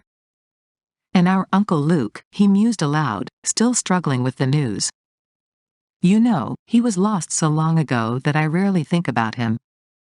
Their father's twin brother had been kidnapped from the hospital shortly after the twins' birth. He'd never been seen or heard from since. Until now. "Since we never knew him, He was more like this storybook character that Dad mentions when he's feeling melancholy. Well, he was real, Claudia supplied. Evidently, the people who abducted him raised him by the name Timothy Rollins. Uncle Luke, sorry, Tim Rollins, married at some point and Karen was born. It wasn't until both Karen's parents were killed in a car accident a year ago that she started questioning the truth about her father's identity. Daniel leaned back, slinging his arm over the chair back. Mom said Karen had found her grandmother's diary and that had raised her questions. Claudia pushed her hair back from her face. That's what got her going, but since Karen's grandparents are also deceased, she had no one to ask about her past. She let it go for a while, but then, well, remember the family picture we had taken at the reunion last month? Right before the skirts walloped the shirts in volleyball, she reminded him with a needling grin. Well, some wire service picked up the picture. Karen saw it and did a double take when she saw Dad because he was a dead ringer for her father. I'd forgotten that Dad and Uncle Luke were identical twins. Daniel mused aloud, thinking of his own fraternal twin, Derek, who was as different from him as night from day. Claudia nodded. Karen started digging again. Between the diary and researching old newspaper accounts of Uncle Luke's kidnapping, she pieced it all together that she was related to this bunch of gelato barones. This is too wild. It's kind of cool, actually. When you meet her, you'll see that she's a barone. The genes show. She's also very nice. And a little lost right now, I think. She's searching for something to hold on to. Dad's been pretty emotional about the whole thing, as well. So Mom said. While he's sad because now he knows for a fact that Luke is dead, he's also very happy to have some small piece of his twin back. Mom told you about the big welcome to the family party planned for Karen? Oh yeah. She was very clear that my presence is required. Don't worry. I'll stick around. The party was a couple of weeks away. He hadn't originally planned on hanging around that long. For a lot of reasons. One reason he hadn't counted on was a silly little turtle with beguiling pink cheeks. Speaking of twins, have you seen Derek yet? No. Daniel hadn't seen his brother yet, and that was why, after he left Claudia, he drove straight to the Baronessa Gelati manufacturing plant in Brookline. He always made the rounds when he came home, and since his other sister Emily and Derek both worked in quality management, Derek as VP and Emily as Derek's secretary, he'd killed two birds with one stone. I can't believe Derek's got you working on a Saturday. Daniel grinned as Emily looked up from her desk and spotted him. It was like an instant replay of the scene with Claudia. She flew up and into his arms with a squeal. What does your fireman have to say about that? Shane pulled the weekend shift, so it's okay.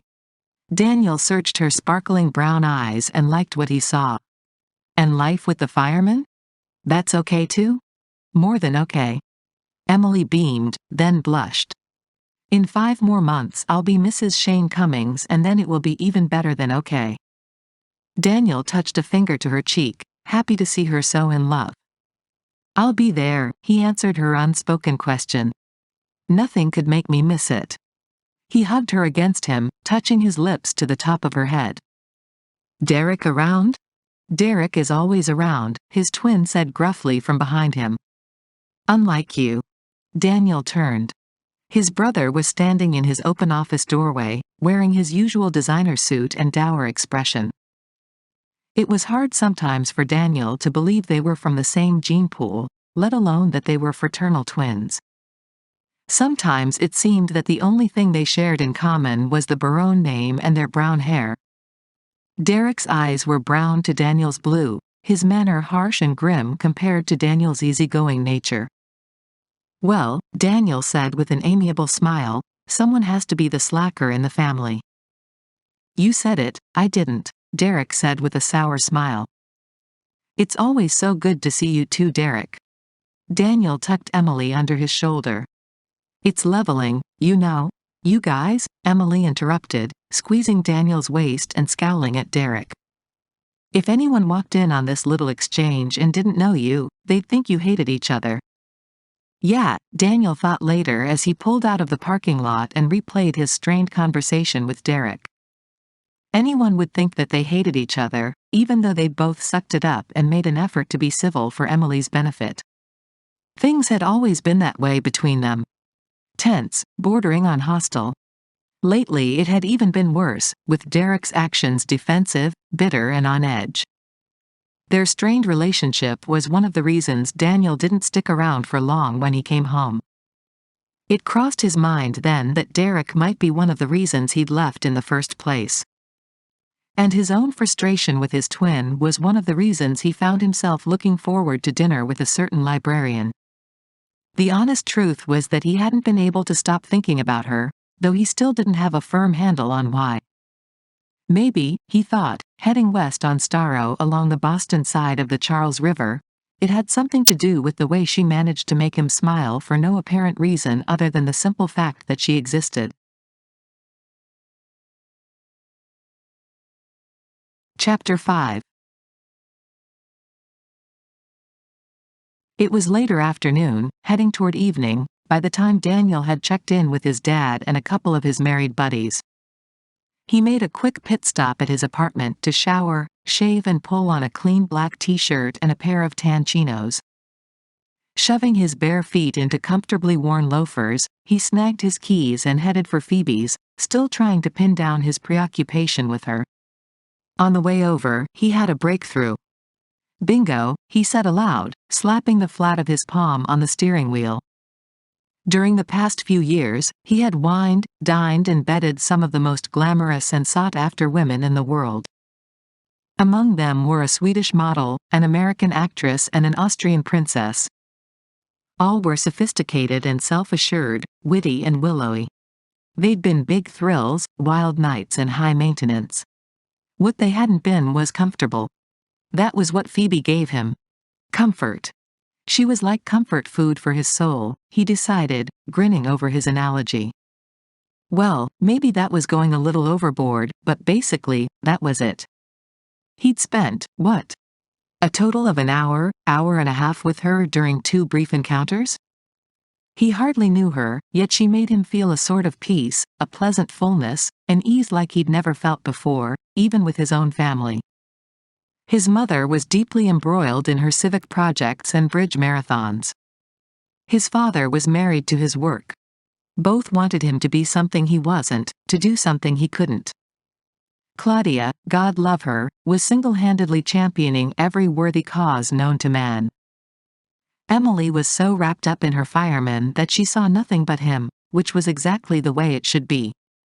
Then there was Derek.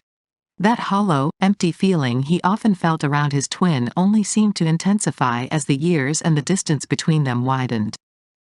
It frustrated him that they couldn't find some common ground other than blood to bind them, saddened him that he missed what they should have had together. And then along came Phoebe. Out of the blue, she popped into his life, made him forget about what was lacking in it and simply made him smile. Comfort food, he mused aloud, warming to the idea as he pulled into her driveway. It would explain a lot of things, like maybe that comfort level she induced was what had drawn him to her in the first place. He was feeling smug over his conclusion and congratulating himself for recovering his perspective when Phoebe answered his knock at 7:30 sharp. He took one look at her and any misaligned notion of associating her with chicken soup and apple pie cut and ran like a tight end sprinting toward the goal line. So did the power of speech. She looked incredible. She looked edible, and he wasn't talking PBJs. She looked like a long night of self-restraint. "Hi," she said when he just stood there, captivated by the sight of her. Unaware of the slow smile playing at the corners of his mouth, he let his gaze linger over her gauzy, lemon-yellow sundress. It was soft and feminine and so whimsically sheer it was almost as transparent as the uncertainty in her eyes. She had no idea how sexy she looked. No idea that even though the sleeveless dress was cut modestly low above her breasts and draped over slim hips to fall to mid-calf, there was something inordinately seductive about it. Something essentially romantic. A row of delicate shell buttons started at her knees, nipped in at her waist, then ascended to that warm, mysterious place between her breasts. Though the possibilities those buttons brought to mind were implied, not overt, they brought a very erotic image to his mind. One flick of his finger and those lush breasts that she'd successfully hidden behind a blousy tank top and a cartoon tortoiseshell would spill warm and heavy into his hands. More than fill them. The surprises didn't end there. She'd gone to special pains for him, he realized, and along with the pleasure, he experienced a twinge of guilt over her efforts. She'd curled her hair. Soft, silky wisps lay about her face like glossy, butterscotch taffy. Subtly applied makeup heightened the natural peaches and cream color of her cheeks and enhanced the softness of those wide, full lips that he couldn't look at without associating with rose petals and hot, wet kisses. No glasses, he said as it occurred to him what else was different about her. Contacts. She gave a little shrug and met his gaze with huge, round eyes of the palest, most soulful caramel that were framed by lashes as thick and lush as sable. She's so shy, he thought as she averted her gaze and turned back toward the living room. I'll, just get my purse. He shoved his hands in his pants pockets and was busy catching his breath, regrouping his thoughts and studying the stupid plaster frog sitting on her stoop when she breezed out of the house and closed the door behind her. Her toes caught his attention then. The same hot red toenails that he'd noticed the first time he'd seen her peeked out from flat, white espadrilles and brought his runaway hormones to heel. Go figure that it was the siren red toenail polish that settled him down. It was the toenail polish that reminded him that this was a woman who guarded herself closely. She would never intentionally flaunt her sexuality. Instead, she indulged in little ways. Secret ways. Like let's get naked red toenail polish that hardly anyone would ever see or even notice. It made him wonder what else she indulged in. 100 illicit pictures of what lay beneath that simple yet seductive dress played through his mind like flashcards as he walked her to the car. White lace? Silky and sheer? A teddy or a thong? Or nothing at all? All set, he asked, finding his voice as he settled her into the passenger seat. She nodded. Looking good, Phoebe, he said belatedly, because she was and because it was suddenly important that she knew it. And because, he realized as his heart thumped him hard in the chest, if he hadn't said something, he might have hauled her across the console and onto his lap and discovered just how fast he could get those buttons undone. Must have been the mud pack, she said with a little quirk of her lips that sent an arc of arousal shooting through his blood that he tried to cover with a chuckle. Comfort food? What a joke. A man in his present state of simmering arousal was far from comfortable, especially when he knew there wasn't going to be any relief from that quarter. Not with her. So now what, Barone? He'd railroaded her into spending time with him for purely selfish reasons. His reasons were still selfish, but they'd shifted from a simple quest for companionship to something else entirely. And that just couldn't happen. It was going to take everything in him to keep his hands off her. And it wasn't because he'd been out in the Kalahari too long. It was because he wanted her. Because he could hurt her, though, he wasn't going to act on that wanting. He pulled out into traffic, then realized the silence had become awkward. He had to end it if they were going to make it through this night with any semblance of normalcy. So, what are you hungry for? She stared out the window. Your call. As he zipped through the streets, Daniel tapped his thumbs on the steering wheel, aware that she was still uncomfortable around him. Her face, when she'd discovered him at the library, had asked, why? Why are you here? Well, he'd thought he had it figured out. Until now. Now he knew only one thing. She wore red toenail polish. Convoluted as that leap of logic seemed, it served to remind him that he absolutely could not get involved with her romantically. Everything about Phoebe added up to long-term commitment, hearth, home, family. You name it, she should have it. Everything about him subtracted from that package. But damn it, he liked being with her. He wanted to be with her. No harm, no foul, she'd said last night when he'd left her. Okay. She'd made it clear that she knew there was no romance on the horizon between them. With that kind of sanction, why not just stay the course? Just keep it loose and friendly between them? He knew how to do that. He was a master of no strings, no complications. He could say the right words and make the right noises that would guarantee they kept it casual. And this libido of his that had stepped front and center and volunteered to take things to a different level didn't call the shots. It hadn't in the past, and he wasn't going to let it now. He wasn't going to hurt her. And if he took their relationship past platonic, he would. What he was going to do was simply enjoy her friendship for the little bit of time he was in Boston. In the process, maybe he could figure out a way to help her deal with Jason Collins. He felt himself level out again. That would work. He was worried about her, after all. He could help her cope with that creep and not feel as if he was being entirely self-serving. He cut a glance her way, then back to traffic as his jaw clenched. All he had to do to evade complications was avoid thinking about the way she looked in that dress, avoid imagining what she looked like out of it. All he had to do was forget about that kiss, the one that shouldn't have happened. The one that shouldn't have been so sweet and so wild and so incredible, but he was starting to wonder if it had been a hallucination brought on by jet lag and sleep deprivation. If only. So how do you feel about pizza? Phoebe heard Daniel ask through a haze of thick, face-flushing embarrassment. How did she feel about pizza? At the moment? Well, she felt the same way about pizza that she felt about raw liver and an old-maid librarian who tried to be something she wasn't. The thought turned her stomach. Pizza's fine, she said, and fought back the humiliating recollection of Daniel's blank reaction when he'd opened the door and gotten a gander at her all decked out in her finest, like this was a real date or something. Like she'd thought he was going to take one look at her feeble attempts to look pretty for him and sweep her into another toe-curling kiss. Like he really cared that she'd shaved her legs and opted to slip into one of 2 sets of truly sexy underwear that she owned. In addition to ice cream, one of the things I miss most when I'm out of the States is pizza, he said, checking his rearview mirror and changing lanes. Ever been to Bella Luna? She clutched her purse on her lap, felt her cheeks flame with another surge of humiliation over her misconception of his intentions. She was 33 years old, for heaven's sake, not 16, and starry-eyed over her first real crush. She forced herself to respond. Bella Luna. Isn't that over in Jamaica Plain? He nodded. On Center Street. Heard of it, she managed to say between concentrated breaths. Never been.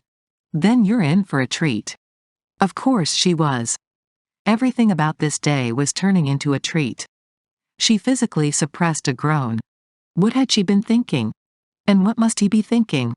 How to let her down easy, if his lengthy silences offered any clues. She'd experienced enough of them in her life, both letdowns and lengthy silences, to know where this night was headed. She stared out the window, blinked furiously to get her emotions back in check. Well, sorry. It was too late to be let down easy. Too late to deny what had been happening since the moment he'd charged in to save the day, then kissed her until her bones had liquefied. It was also too late to fool the fool into believing that she wasn't already half in love with him. Maybe more than half, she conceded miserably and accepted that she would have to deal with that bit of late-breaking news later. When she was alone. In the dark. Between cool sheets. In her big empty bed. And her lacy panties and bra were tossed in the clothes hamper instead of strewn recklessly across her bedroom floor because he just couldn't get her out of them fast enough. Mercifully, they arrived at Bella Luna a few minutes later. The place was packed, and the crush and buzz of the crowd momentarily curtailed any desperate attempts at more strained small talk. The yellow and blue decor, the large open kitchen and the hand-painted plastic plates gave the place a homey feel. Phoebe might have even enjoyed it if she hadn't been so miserable. When they were seated at a small table complete with a red checkered tablecloth and a lit candle in a bottle, Daniel nodded toward the eclectic paintings covering the pizzeria walls. They rotate the art exhibits weekly. And on Sunday nights they bring in a psychic. That would probably be to help you figure out what to order, she said, digging for some composure as she scanned a menu that included about 1 billion pizza combinations and a slew of toppings that ranged from asparagus to zucchini. How about I order for us? She folded the menu, grateful to be relieved of that decision. How about you do that? As the waiter appeared, she let her gaze drift around the room while Daniel ordered their pizza and a beer for himself. Just water, she said, responding to his inquiring look. So, how are you? He asked, commanding her attention when the waiter left. No ill effects from last night? Ah. So that was what tonight was about. Lesson number 2 in Heroes 101. It's considered good form for the rescuer to follow up with the rescuee to make sure his heroic efforts weren't made in vain. I'm fine. Fine, she repeated, folding her hands on top of the table, then lowering them to her lap, then raising them to the table again, all the time juggling her gaze between the artwork, the tabletop and the wall behind Daniel's head. Get your car home okay? Chit-chat. Wasn't this special? Leslie picked me up for work this morning and drove me over to get it. She didn't bother to mention that the word bitch had been deeply scratched in the driver's side door. Of course, she couldn't prove who'd done it, but it went without saying that Jason had probably used her own keys to do the deed. Daniel's beer and her water arrived, snapping her away from the ugly picture and back to the moment. She played with the condensation on the glass while he scanned the room. It gave her small solace to realize that he, too, was a little uncomfortable. Well, why wouldn't he be? He'd counted on a mercy dinner to follow up on his mercy kiss, and she'd curled her hair and put in contacts, for Pete's sake. He may not be interested, but he wasn't stupid. One look at her and he'd known that she'd thought, well, he'd known what she'd thought. Looking good, Phoebe. He could just as well have said, combed your hair, Phoebe, or lost the turtle shell, Phoebe, or the increasingly obvious and ever popular, don't mistake this for something it's not, Phoebe. My grandma Barone had a saying. The warmth of his voice brought her out of the little cocoon of misery she'd been spinning around herself. She chanced meeting his eyes. Blue. Lord, they were so blue. Quello che si met, si trova. The lyrical words rolled off his tongue as if he'd been born speaking the language. The warmth in his smile could have melted the candle flickering between them. For sure, it melted any number of things inside her. Great ear that I have for linguistics, I recognize that as Italian, right? She somehow managed to say. What does it mean? Loosely translated, the expression goes, what one puts into a dish, one finds. She leaned forward, then back, her eyebrows knit. At the risk of repeating myself, what does it mean? I don't really know, he said with staged confusion. But she said it a lot, and it's one of 2 Italian phrases that I can repeat without stumbling over the words. Well, heck. What could she do but smile? It wasn't his fault that she'd gotten the wrong idea. It wasn't his fault that her heart had decided to do some stumbling of its own. It wasn't his fault that he was so gorgeous and that she was so needy. Letting go of the last little remnant of the dream, she dug deep and put on her game face. And the other phrase would be? He lifted his beer, held it aloft. Slowly, she raised her water until glass met glass over the table with a soft, celebratory clink. Questa festa è solamente per te. Just when she'd thought she was in control, the look on his face stole her breath. Meaning? She asked on a whisper. Meaning, this party is just for you. She stared into that beautiful, smiling face and avoided sliding bonelessly to the floor at his feet only by dredging up a mandatory reality check. What she thought she saw, interest, intensity, heat, was just Daniel being Daniel. Charming, kind, unconsciously sensual. It meant nothing. She sighed. Just her luck he was so gorgeous. Just her luck that he was such a nice man. He was so many things. The key thing that he wasn't was interested.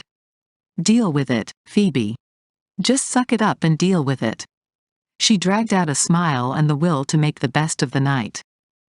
The only way to do that was to cut her losses and once and for all accept that there was no romance on the horizon with Daniel Barone. She lifted her glass again, then forced a perky smile when he followed suit. To that I say, au du bois. One corner of his mouth kicked up in another one of his dangerously seductive grins. Which is? Gibberish for, then let's party on, dude. His eyes danced with mirth. And she's bilingual too. She's also bipolar under certain conditions, she said in a confidential whisper, but we won't talk about that now, okay? It might ruin our dinner. He sat back and chuckled, then shaking his head murmured something to the tune of, what am I going to do with you? She had several suggestions, but she kept them to herself. Just as she was going to keep her feelings to herself and her emotions on a tight leash. She was not going to write herself deeper into a fantasy that coupled her and this man as the hero and heroine of a romantic adventure. What she was going to do was get through this night. And helping her was knowing that every set of estrogen-fueled eyes in the place were sizing him up and shooting envious glances her way. These women didn't have to know that this wasn't a date. They didn't have to know that she was dying a little inside because this wonderful man would never be more than a friend.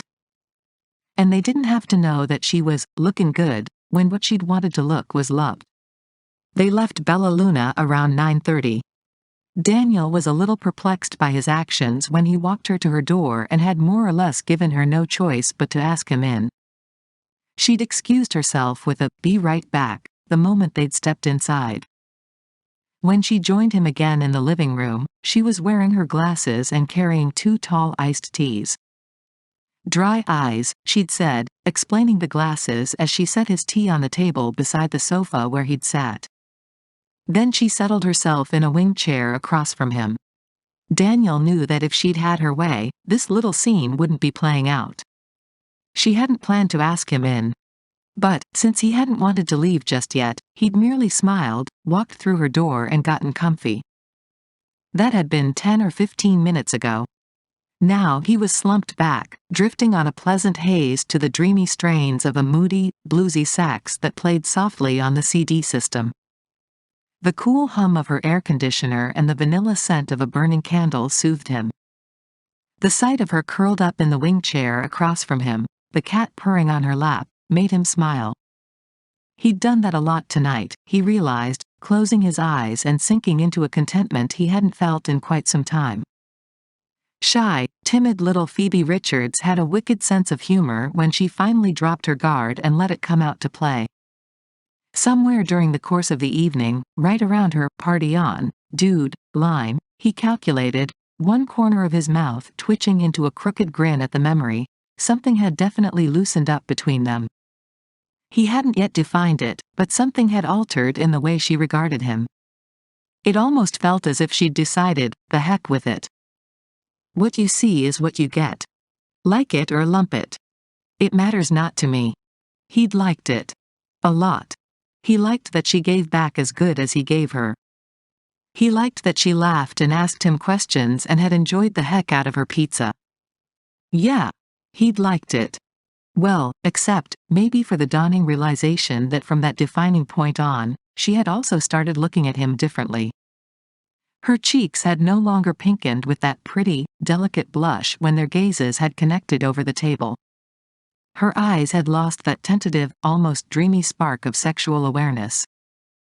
It was almost as if she'd made a conscious decision to stay clear of those dicey sensual waters and take the low road.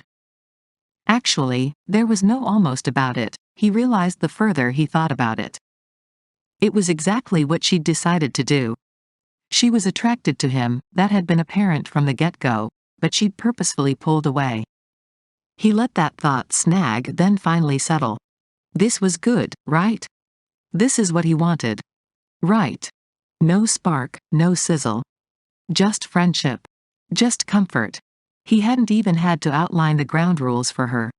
With her subtle but concise temperature shift, she'd done it for him. Are you asleep? He heard her whisper, as if she was afraid to wake him if he was. I hope you don't take offense, he said, never opening his eyes, his head lolling against the sofa cushions, but I could easily get there. So much for my sparkling and witty conversation. A lazy grin curved his mouth. Your conversation is sparkling and witty. But the pizza, the music and a delayed case of jet lag seemed to have the upper hand at the moment. Man. He forced himself to sit up, then shook his head to clear a few cobwebs. Sorry. It doesn't seem to matter how many times I cross time zones. Jet lag is still a bitch. Having never traveled any farther than upstate New York, I guess I'll have to take your word for it. She was stingy with information about herself, Daniel had learned during the course of the night, but very skillful in extracting information about him.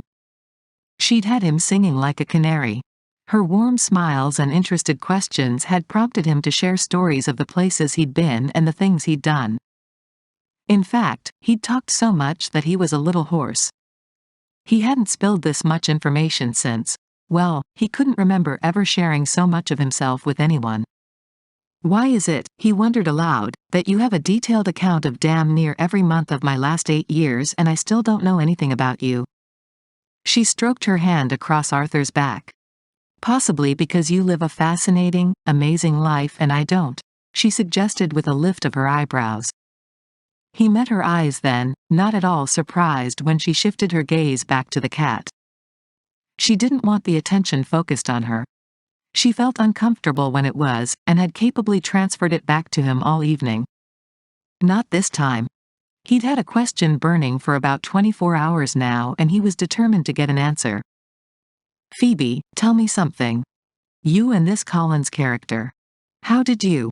He paused, searching for a delicate way to phrase it. She did it for him. How did a nice girl like me get involved with a loser like him? He reached for his tea. Yeah. I guess that's what I was going for. She let out a breath, ruffling the soft tumble of hair from her forehead. A friend of a friend introduced us. He seemed nice. Thoughtful. Attentive. She paused then shrugged, relaying how uncomfortable she was talking about the subject. I don't know. Something changed.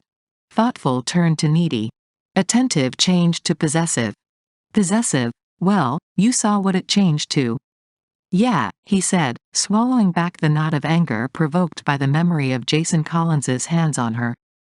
I saw. He sat forward, propped his elbows on his widespread knees and, wedging his glass between his palms, stared at the tea. His heart was suddenly beating hard and fast. He looked up from his glass. Did he hit you, Phoebe? She stiffened, swallowed, then visibly dealt with the tension. Her hand came up to tug on her hair. Once. Daniel closed his eyes as a red-hot haze of fury burned behind them. The bastard. He's ill, she said, more by way of explanation than defense. And that makes it all right? No, but it makes it easier for me to accept. He saw in her eyes how truly hurt she was by what Collins had done to her. Jason's an alcoholic, she continued. She shook her head, her look as thoughtful as it was regretful. I should have seen it. I should have known. I should have gotten him help. Seems to me that getting help is up to him, not you. In the end, yes, she agreed. It's all up to him. He studied her lowered head, sensed that she wanted him to back off, but couldn't make himself. Was he important to you? Her hand paused, then resumed her repetitive strokes along Arthur's back. I guess that's irrelevant now, isn't it? It didn't feel irrelevant. Not to him. But she clearly wasn't going to talk about it. And he wasn't going to think about the tight knot of tension that grabbed his shoulder when he thought about her and Collins together. You know, I was serious about the locks. She nodded. I know. And the self-defense class. It's just good sense that a woman knows how to protect herself. She fidgeted, finally lifted Arthur off her lap and, rising, settled the cat in the chair. She walked past Daniel to the CD player and busied herself changing tracks. I tried a class once. I didn't make it past the first hour. She glanced at him over her shoulder, then turned back to the CD player with a self-conscious shrug. I'm not good at violence. Self-defense is all about avoiding violence, he said reasonably. Well, yes. I know.